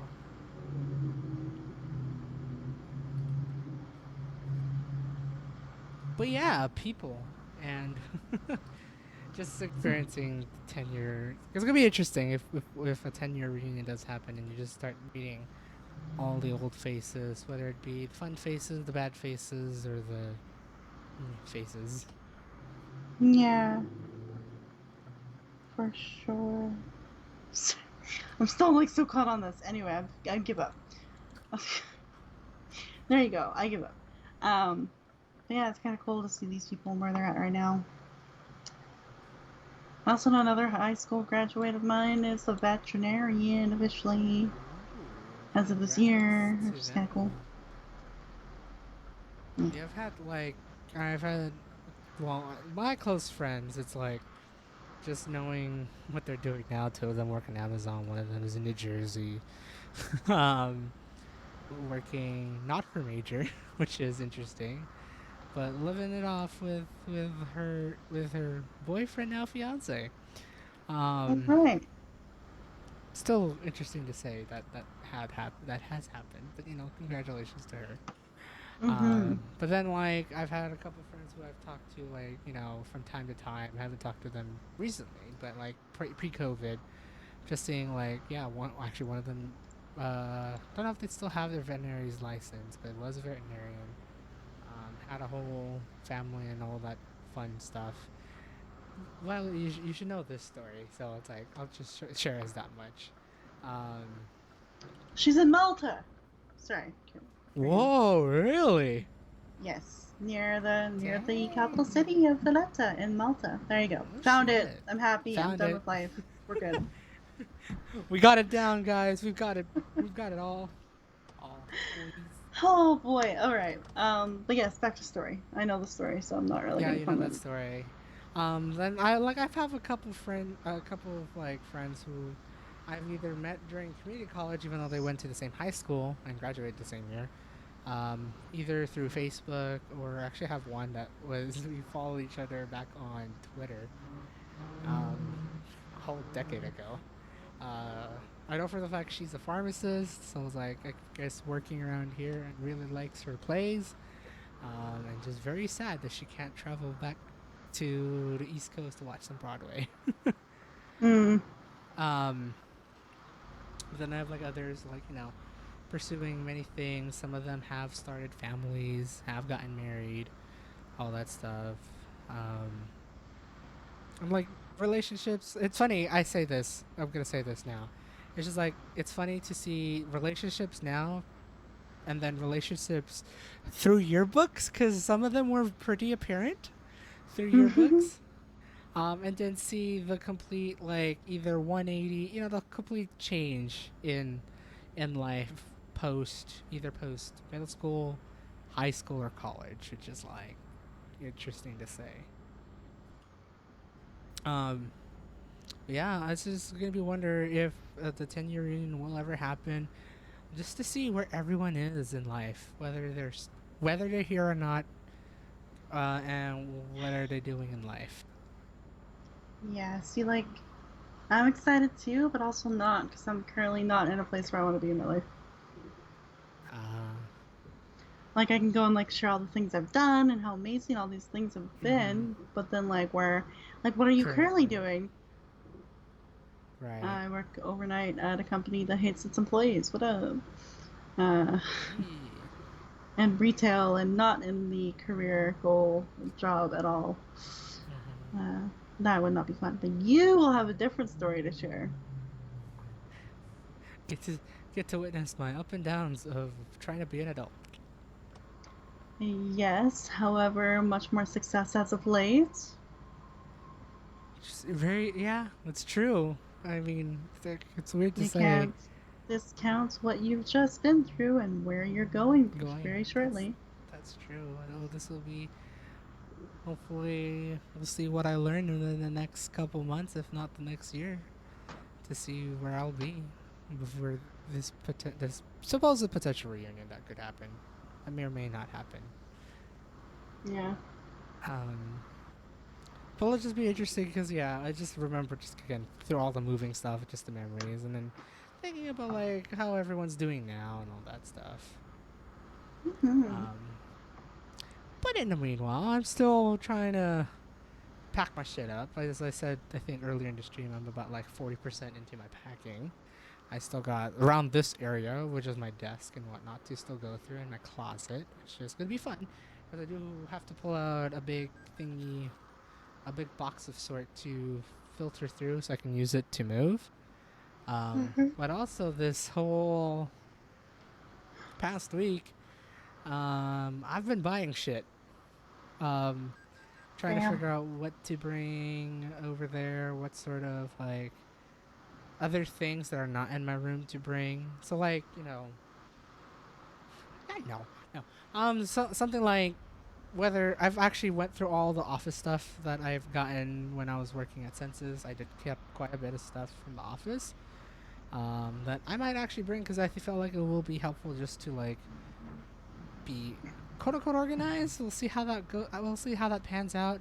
But also if I have like a surplus of things that I just couldn't use in this room that now I could actually put in the house. I had like oddly enough an extra trash can. I might end up utilizing a whiteboard, which I need to find somewhere. And then like a whole set of like electronics that I've been trying to find. Didn't realize that was in that pile. So it was nice to be reunited with my battery bank and charger that has been finding for like almost a year now. Oh my gosh. Yeah, that was great. I was like, oh my god, it was in here this whole time. I like literally, I was like, I just saw it like unpacking literally the trash can, which was like the last thing to look at. It was like filled with like all the stuff from the office, amongst many other things my dad put in there.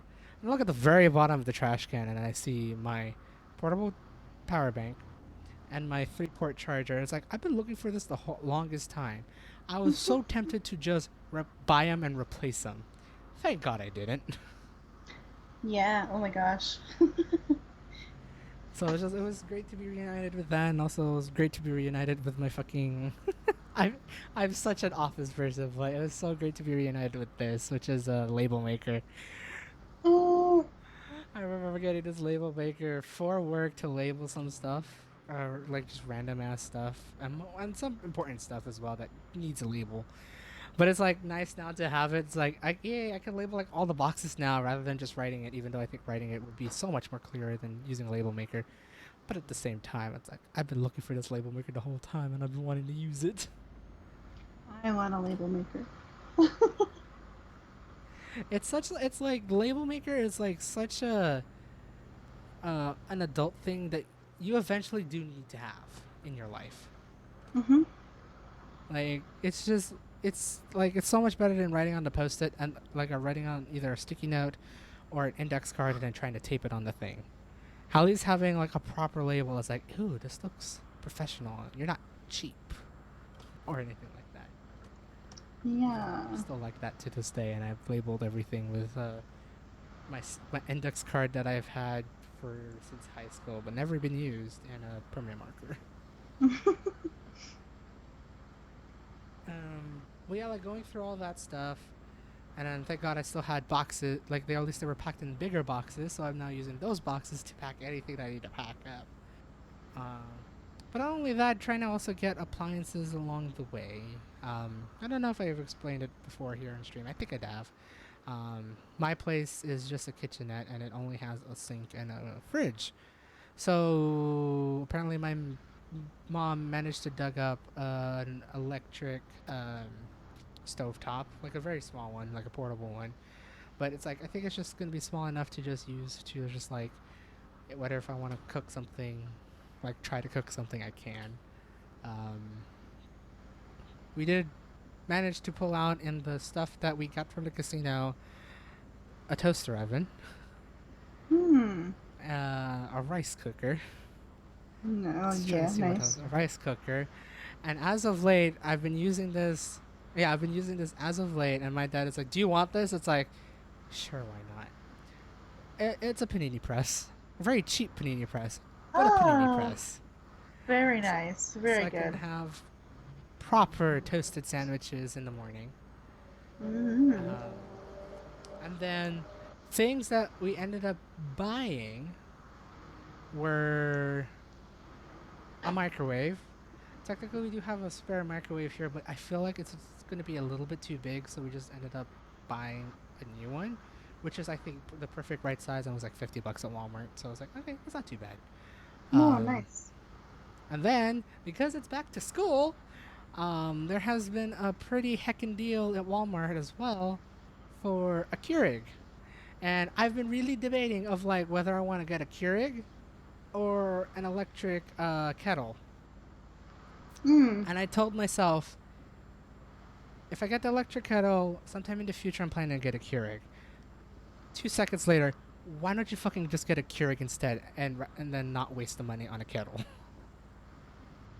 Yeah. So now I have a Keurig. Nice. Yeah, so there's like a really cool deal. Like it's like I think it's a very basic Keurig. Oh, I thought I was going backwards. I need to get a Keurig. Is it Um, like what, like a single cup one? yeah, so it does. I don't know if it's like the same. I don't know if you use like ounces or not, but it does the 6, 8, 10 ounces, so meant for like a single cup, and has like a pretty okay sized reservoir, so you could just fill it up with water, and then you'd be able to fill a couple cups along the way without needing to refill the water Nice. every time. Pretty basic, and then it's funny because we're getting a shipment of Starbucks K cups because it was on our subscribe monthly thing on Amazon. I remember going to take those 2 boxes with me before I go. But Nice. all that minus the coffee of course, but all that for like what, $55? Damn. Like compared to like many Keurigs were like around 70 to $90 I remember seeing, and then I saw this one's like $55. And I'm the only one that's gonna be using it, and then for the rare chances my parents decides to visit. But it's mostly for me. Fuck it. Here we go. It's basically $30 more than a electric kettle, on average. Like, Yeah. why not? Just get it now. Hopefully, it'll last for a year without issues, and you'll definitely get your money's worth out in the end, compared to buying so much Starbucks and whatnot. Mhm. So, I yeah, I have like all that. I think my mom also, my parents managed to pull out a set of plates that just did the words. A set of plates that they just never used because apparently we decided to have another dining set of plates and whatnot that we use. So it's like there's a combination in our thingy cabinet, Yeah. Yeah. um, You're covered. kitchen cabinet cupboard. There you go. So there's like a whole set with like plates, bowls, I think cups and utensils, all still packed. It's already ready. So I have that coming with me. Um, and then like just like we're just like I'm just talking with my mom trying to figure out like all like the toiletries and stuff just to have in the bathroom and whatnot. I do need to buy my toiletries though. I do have toilet paper. I just don't have my soap and stuff because we already had 2 full carts by the time we got to that section of Walmart today. Um, but still, we're just trying to figure out what else to bring, such as like towels. I think more. My parents have more or less gotten that ready. Rugs. Ooh, I did buy a rug because the place does have hardwood floors. Mhm. So something tells me I just gotta be a wee bit safe about it. Yes. So I purchased a rug mainly for the living room, and then I think for the bedroom I do have a smaller rug, but I also have this what is it called? It's meant for like rolling chairs. It doesn't destroy the hardwood floor. It's like a little like floor topper. That's where my mind went. I just can't think of the word right now. Um, Yeah. I don't know either. Mind you, whoopsies. I am very sleepy, so. Oh, ay. That's awkward. All right, well, we're just gonna push ourselves through. Don't worry about it. No worries about a thing. Sorry, Chuck. I didn't mean to do that. Oh my Um, gosh. right. So getting that. I'm also taking my brother's bed, which is a full bed, because this queen bed behind me is just a bit too big to go to the bedroom. It's probably going to take a good majority of the bedroom, so I'm going to go downgrade to a smaller bed. Which also going to miss my 4-inch mattress topper, which has been so nice to sleep on for the past year. Aw. Um, I did get a smaller mattress topper just to see if it alleviates anything for the full bed. I mean, like the bed in my brother's room is not bad. It's just that I love extreme comfort with this thing. So I'm gonna try to replicate it as best as I can with another mattress topper that I got. I think it was like $15 for a mattress topper. We'll see how well it goes. But not only that, I also got a new bed frame. Oh, that truck is mad. um, I've also got a new bed frame because the old bed frame in my brother's bed is kind of broken. So we got a new frame and all that stuff. That's all ready.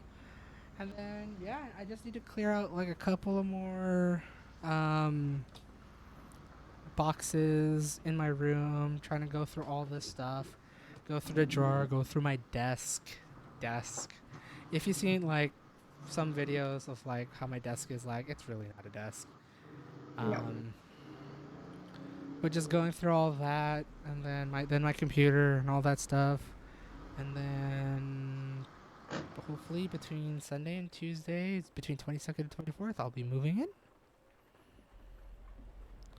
which will Crazy. be fun and crazy. So, with that, Oh. even though I'm kind of just backing up and all this stuff, like, I kind of want to know, is there any other things that I should bring? I've been trying to like think of like outside of like the necessities, which I think I've mostly got it covered. You know, Mhm. open to question, obviously, right? Mhm. Um, I just want to like now know like how should I spruce up basically basically a house if I think about it. It's a one bedroom place. So it's like I Yeah. do have like quite a bit of room to do things. Um but at the Um. same time I want to see what else could I put in there. I'm still low key thinking of trying to fit in a couch, but I might have to like relook at it once I place a good majority once we move a good majority of stuff with my friends when we're doing the move to Mhm. see if I should buy a couch or not because I kind of want one in the living room. Would be great. But I don't know now after getting all the things here, I don't know if it's gonna fit per se. Yeah. Maybe even a couple like lounge chairs or something would be nice, or like Oh yeah. cozy chairs instead. Oh yeah, actually, lounge chairs would probably be better than an actual couch. Or even just a bench too, maybe. Like we talked about that potentially. Oh yeah. Or a chaise lounge. Sorry, I'm good. Chaise lounge. Ooh, that Chaise sounds lounge. Be fancy with it. Well, to spruce it up, it's really your own. nice. You can get some posters or knickknacks to hang up, and you can get like command hooks and like the things that you stick on the wall instead of like put in Oh the yeah. wall. I really Yeah. recommend those because I regret using push pins for most of my stuff right now. But Oh really? yeah, because like we can't nail it, but our landlord said, or like our landlord said that like we're okay to do push pins, but nothing like nails or screws. So Which makes sense, if especially if you're renting a location. It's like you don't want to put a hole in it per se. yeah, small little push pin holes, no big deal, easy to kind of Right. patch up because they don't Versus go like a too deep. screw. Yeah. Yeah, so you can get like maybe some poster. Well, I mean, you have a lot of posters, so you're probably good for posters. Um, Although you probably won't keep those all to your room, but if you want to like make it fancier, really just maybe find like some modern arts that you can maybe hang up a couple places, or I've even been like thinking about photos and that. like frame Yeah. some photos. Because I know you're gonna miss your family and friends, so you might want to frame some stuff like that. Um, some lamps maybe might be a nice idea, just to kind of have different variety of lighting. And so you're not using a lot of like the main lighting per se, but some lamps or lanterns potentially. Ooh, definitely. Useful kitchen stuff, maybe. If you're into, well, you're not that much of a cook, so I was gonna say get some fancy knives, but nah. Cutting boards would be good though. Ooh, yeah. Oh, yeah. I think I know for the fact my parents have at least like hooked me up with like the most basic things as like a small cutting board because I do want to try cooking even if I have the one little small electric burner. I could help. Wait, you don't have an oven. Fuck. No, that's the thing. The only thing I can work with is a toaster oven. I mean, that still would work if you get like a tiny pan. You can do like those pan meals or whatever, like sheet pan meals. Ooh. And it would Get be a like a bunch. nice tiny one for like one or two people, Yeah, like really. get a couple chicken breasts and like dice up some veggies and put some seasoning on it and put it in the toaster Mm-hmm. oven for a while. Mm-hmm. Ooh, I've got baby. ideas for you, bro. So Hey, sheet pans, nice. sheet She pan, or pans. like cookie sheets and pans and such. Yes. Yeah, I Uh, also try to figure out. like yeah, no. So they've set like with all the casino stuff that we also have that like I know there's like a small pot, a bigger pot, not really a pot, actually a small pot. What they call a wok, but it's not the Chinese wok. It's like just a deep pan.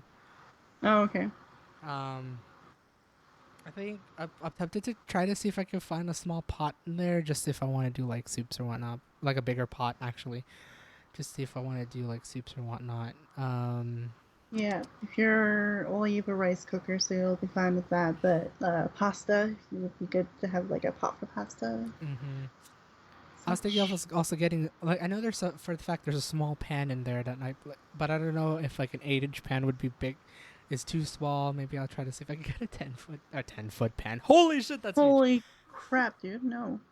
10-inch pan. Just to work Yeah. with, just like a little bit of that. I know my dad bought a knife, like a proper knife rather than a butter knife. Hmm. Um, and then we have like a whole bunch of like we had like like the stirring spoons and all that when you're cooking and all that. Yeah. Um, I recommend a water.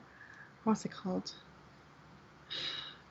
Like a water jug or something like that. Starting like a Brita one, maybe even. Like oh you yeah, can yeah. store some like nice cold water in your fridge, which would be Mm-hmm. good. Or you can like make iced tea and things like that. So water jugs would be good. As for like more decorative pieces, just really look around. You might want to get some cozy things. Like you have a rug, of course. That would be nice. Mm-hmm. Um, God, I want to sleep on a rug. That's like with a weird feeling of like I just want to sleep on a rug, compared to like sleeping in a bed. As much as I love sleeping in a bed, I just want to like lay on the floor. That's the oh one thing I just couldn't do here because we have laminate, and I don't have a rug. I never bothered to buy a rug because I have my bed right here. But now it's like yeah. thinking about it. It's like I'm gonna be alone. And, like I have 2 rooms. It's like, do I really want to go to the bedroom? I could just wait. It's like lounge around here. So what you're saying is, if I come visit, I get the bed, you get the carpet. No, it's okay. Apparently, my parents have thought ahead and decided to buy a queen air mattress. There you go. So we have something. We got something for Nice. like for guests if I do have like the guests come in, one or Fair two enough. guests. I just like that. Like, cool. I get the bed, you get the carpet. Oh! I also need to tell everyone that my brand new desk for my room for my whole setup is 2x4, not plywood, the 2 feet by 4 feet folding table that you use for like picnics and Oh, parties. right. Um, but it's like it has a pretty decent Mm. height. I'm gonna just cover it with one nice big uh, mouse mat. Um, and then Speaking everything will of just work. desk stuff and table stuff, you might want to get some file folders or like the thing that holds your fuck. I'm really tired. Oh, I'm I see so what you mean. sorry. That's But okay. like yeah, like there's like the like plastic ones that you can get that like you can put like things in to Mm-hmm. hold like notebooks or notes, journals, that kind of thing. Because what's nice about my writing desk came with it. But if you don't have anything to kind of like keep your books up and like organized, get those like Mm-hmm. filing cubby holder thingies would be smart to do and get. Right.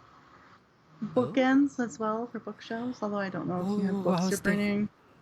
I don't know. I'm not gonna be bringing books, but I am planning to bring a bookshelf. Like I know, Mm. like with the excess furniture that we have in this house, and I've looked on, like, okay, which furniture can I choose so I could bring it?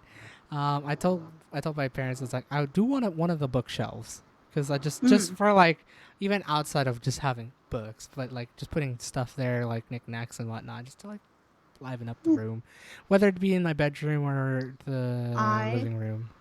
also recommend getting a succulent or two. I was thinking of that. Can't I want be some a greenery. millennial and get some greenery, yes, but also like not just because it's the millennial like movement right now to get succulents, but Mm-hmm. um, if you're gonna be working from home for the first little while, right? Yeah. So getting some green things in your space to remind you of the outdoors will be very healthy. Oh yeah, most definitely. Also, hi, Silverbot Animation.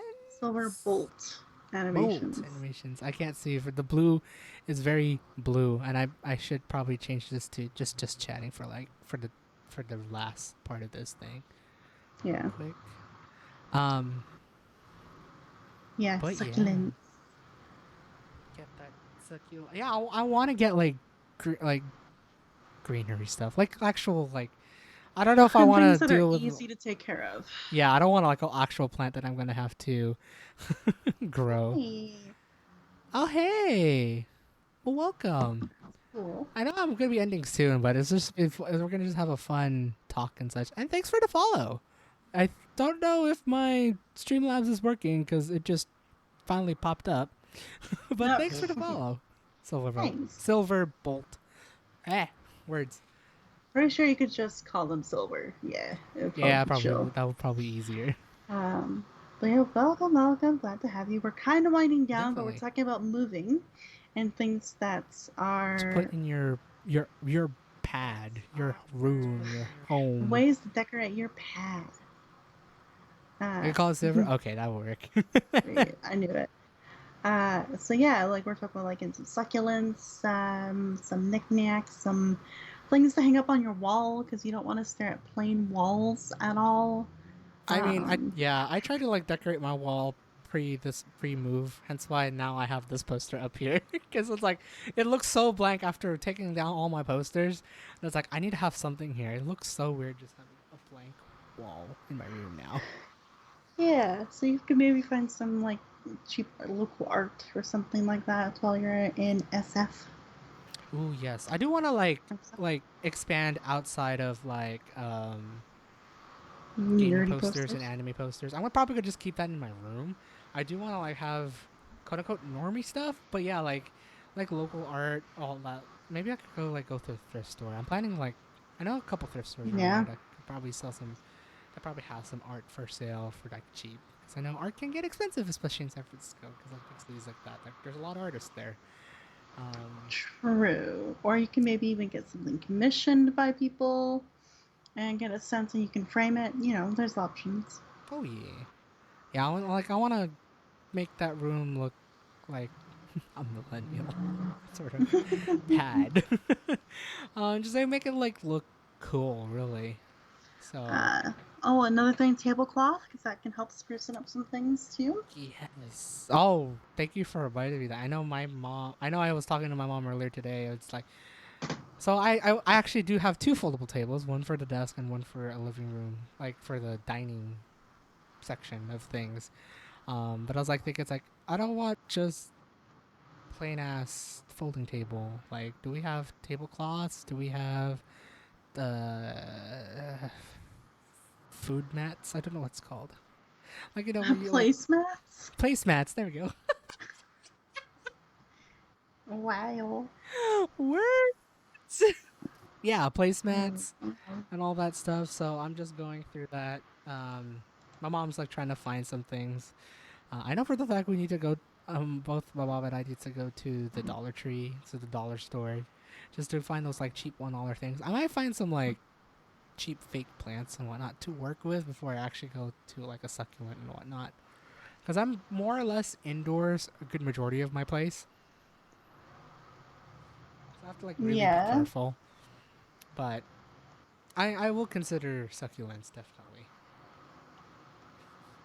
Mm-hmm. and stuff. Mm-hmm. Mm-hmm.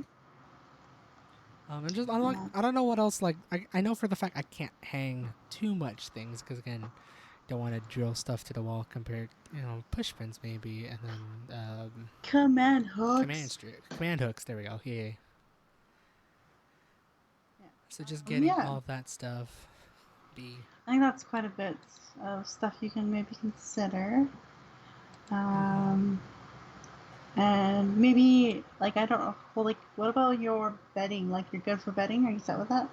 I think my mom has got bedding down to the T Okay. because we still have a full bed over there, so it's like I think we still got a lot of old stuff. My mom just has to go through it because it's all in their master closet where Fair everything is enough. housed. So it's like I'll let you Just deal with wanted that to one. Yeah. just wanted to make sure you're set on that. Mm-hmm. And we also got all the blankets and comforters ready too, because they were all in the front. I was like, ooh, maybe I should choose which ones. And I told them, I was like, okay, which one do you not want? I'll take that one. Which one are you not using anymore? Or which were the comforters that I've been using for the most part? It's like, all right, that one, all right, I'm taking it with me. There you go. Perfect. So that's that. Yeah, just really got to think of like nice, easy things for storage. Mm-hmm. Especially for a tiny place, you want like tiny little shelves and Mm-hmm. yeah, I might that's all I I might can consider really. getting another cabinet. Even with the one cabinet I'm getting with them, I'm like thinking in my head, it's like I don't know if I Wait should and like see. get. Yeah, I was thinking of waiting and I think see. Just like to, furniture is like kind of tapped out until you can really get in there and place it where you want it. that's true. That's actually really true. Because it's Yeah. like I want to think it's like I just want to get everything, but yeah, at the same time, it's like if you get everything and you don't have space, oh shit, what happened? You have to sell it, downsize it, and replace it. What up? Been through Ooh, that totally. You're not process. totally definitely not talking that by experience. But no, never. No. Yeah.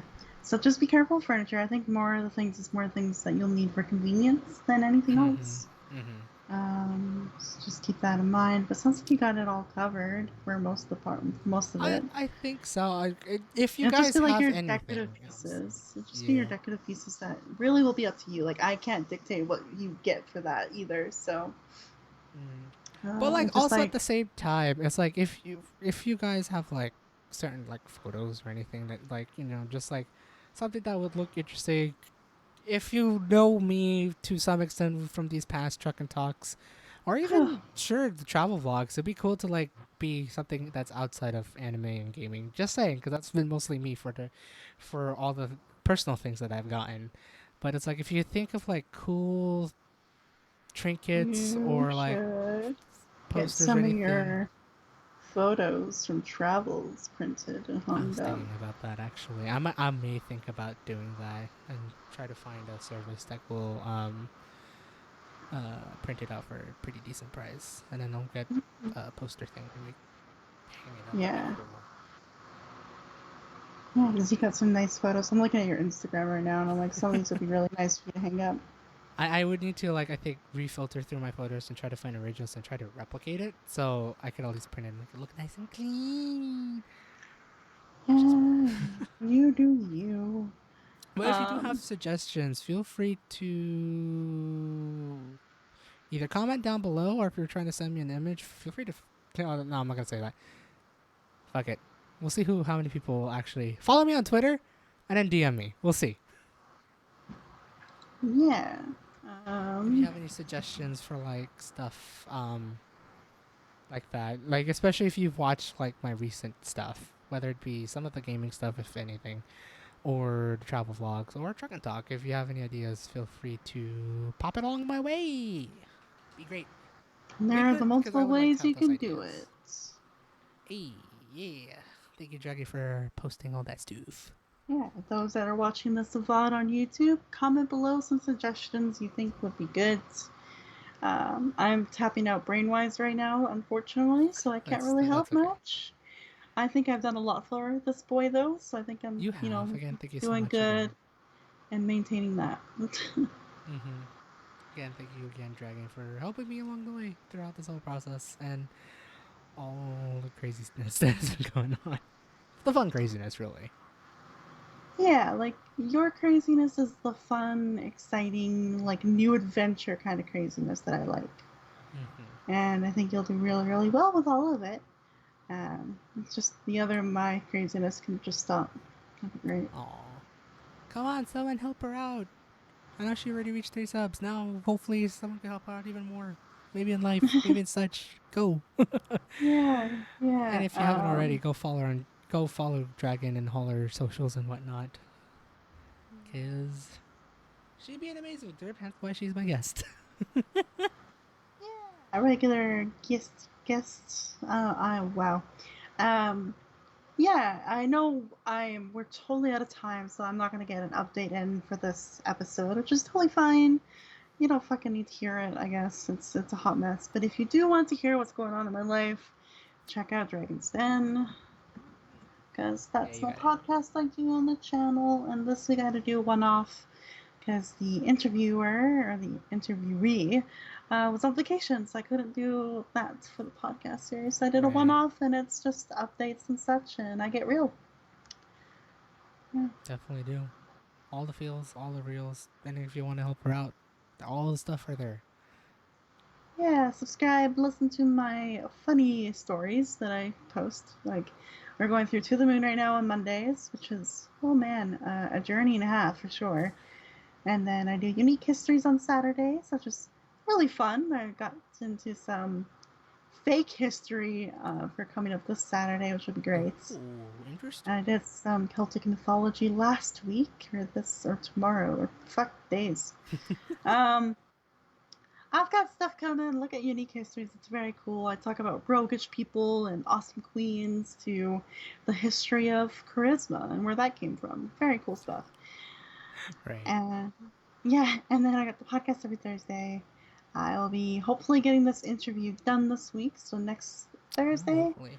will be surprise guests that will talk about their streaming experiences and from the very beginning, in which I have a part to play with that. So that's gonna be You interesting. do. And oddly enough, I do too, as well. Yes, yes. So it'll be good to do that. Fun story to hear. That's YouTube stuff. Follow me on Twitter if you want.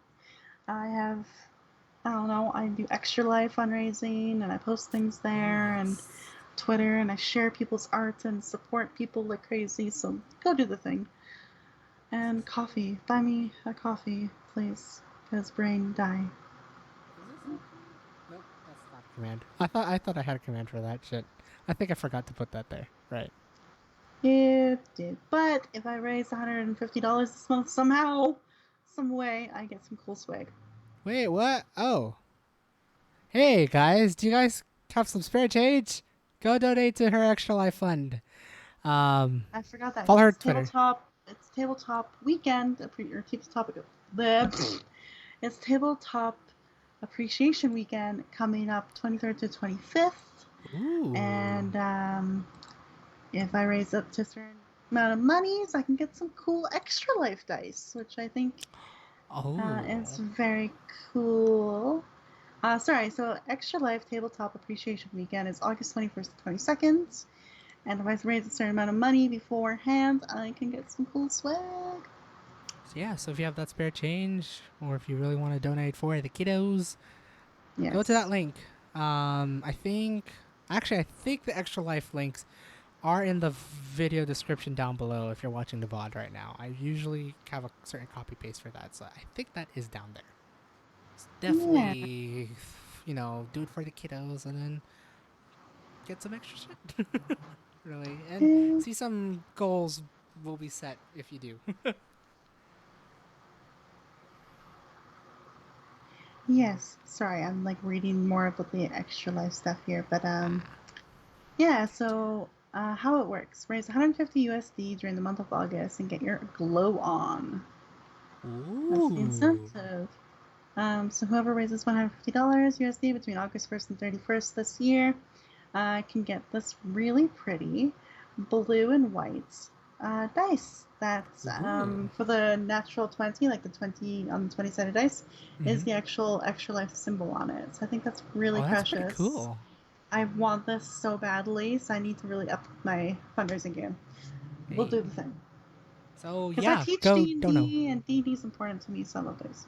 She really likes her D&D. Go watch a couple of her Dragon Den miniseries about it. Oh yeah, there's like 3-4 episodes on D&D. Yep. That's a lot of me. I'm also part of Toastmasters. If you want to join a club, let me know. Still actively recruiting to this day. We need members so badly. We need 3 members for my morning club on Tuesdays to hit club status. We need 3 people to join us for 8 a.m. meeting on Monday. Please come. Interesting. Yes. Dang. Toastmasters, by the way, is an organization that helps people with their public speaking skills, communication skills, and leadership skills. It's phenomenal.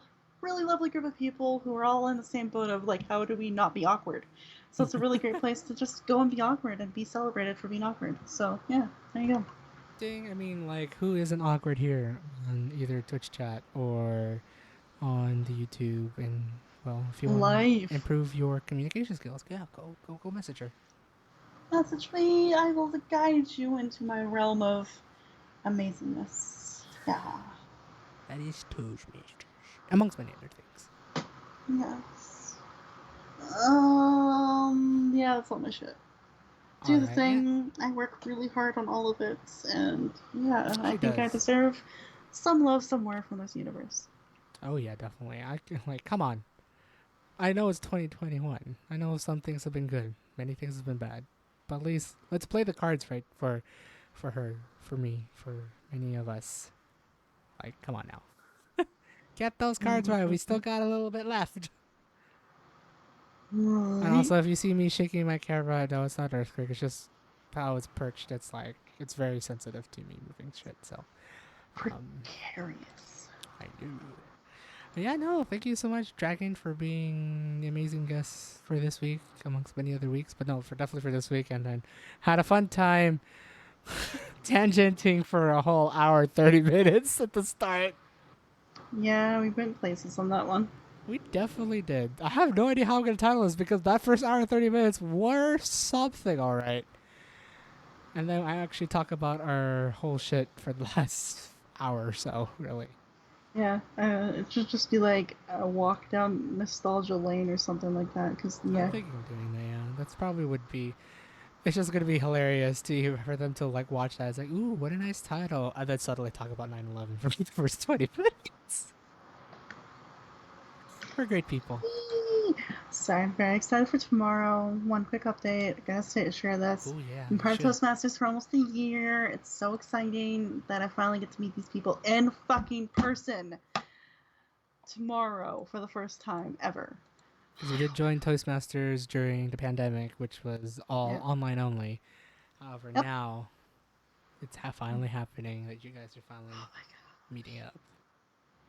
We're finally doing the Person. thing. I can't wait. Which that's pretty cool. I hope all the best for tomorrow, even with like all the power that you have as a VPE. Hopefully everyone is gonna have big smiles and all the happy faces to meet each other Oh yeah. physically after so They long. get to see how truly short I am. Oh no! Aww. Yeah, I'm itty bitty, and I can't wait. Uh, yeah, You it's gonna guys be could probably so figure fun. out how short she is. No, I'm kidding. I'm gonna go there. Let's, uh, fuck it. I'm 5'1". Yes. That is a 5 by a 1. 5'1". It's not tiny. Yes. Oh, you stepping stool. Recommend for your big cupboards and kitchen. There you go. Found the thing. Ooh. Okay. I knew I do remember I do okay. Thank you for reminding me that I do need to get that. Stepping I stool. recommend a collapsible little step stool so that you can fold it up and put it somewhere so it doesn't take up too much space. Boom. E. I E. remember the Okay. thing because I talked about how short I am and how I need one all the time. And So then it there you just go. came out and it just came about. I'm gonna write this right now because I actually There you forget. go. Stepping stool. I'm so excited and I just can't hide it. That's all I get.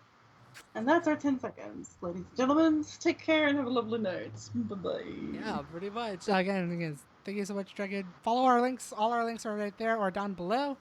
And yeah, hopefully you guys have a great day or night or wherever the heck you are. Hopefully you guys also have a great weekend, even though this will get uploaded on Tuesday. So for those who are watching this live, which whoever the other person is, um, hopefully guys you have a great weekend.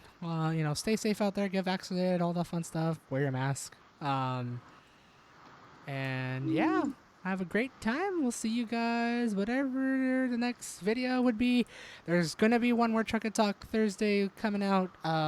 It's gonna happen next. Actually, if you're watching this VOD 2 days from now, otherwise next week. And then from there, most likely I will take about a week or two hiatus just to prepare myself, just to like get accustomed to my surroundings and new place and whatnot. Even though San Francisco, I've been here before, it's just going to be moving a lot of shit. So I will definitely take my time. I'll definitely take a break. Mm-hmm. And then from there, we'll try to do a couple streams starting right before I work. I actually work the day after Labor Day, which is September 7th. 6th is Labor Day. For those who doesn't know, if you're worldwide, you may not know what Labor Day is. And then from there, we'll see how well my schedule goes, because then I will figure out how to balance everything, and then we can figure out how we can do it. Whether we'll be still doing streams on Thursdays, maybe we change it up. Who knows? We'll see. Because I do have that Friday command. Also, if you want to give me a gift for my birthday, please, if you want to, you can. It's September 4th. I'm turning 27 years of age. Welcome to the club, eventually. 27 Club, which is a whole other musical thing that I'm not going to get down to because that's depressing. But September 4th is my birthday. If you want to do anything to celebrate with me, let me know and we can maybe do something. Oh, my birthday, I have nothing planned for it yet, so I got to think about that. Hey, when in doubt, donate to our coffee, maybe as a birthday gift, or donate to Extra Life campaign. Donate to good places and help me get dice for my birthday. Yeah. Hey, there you go. If that's not selling, I'm kidding.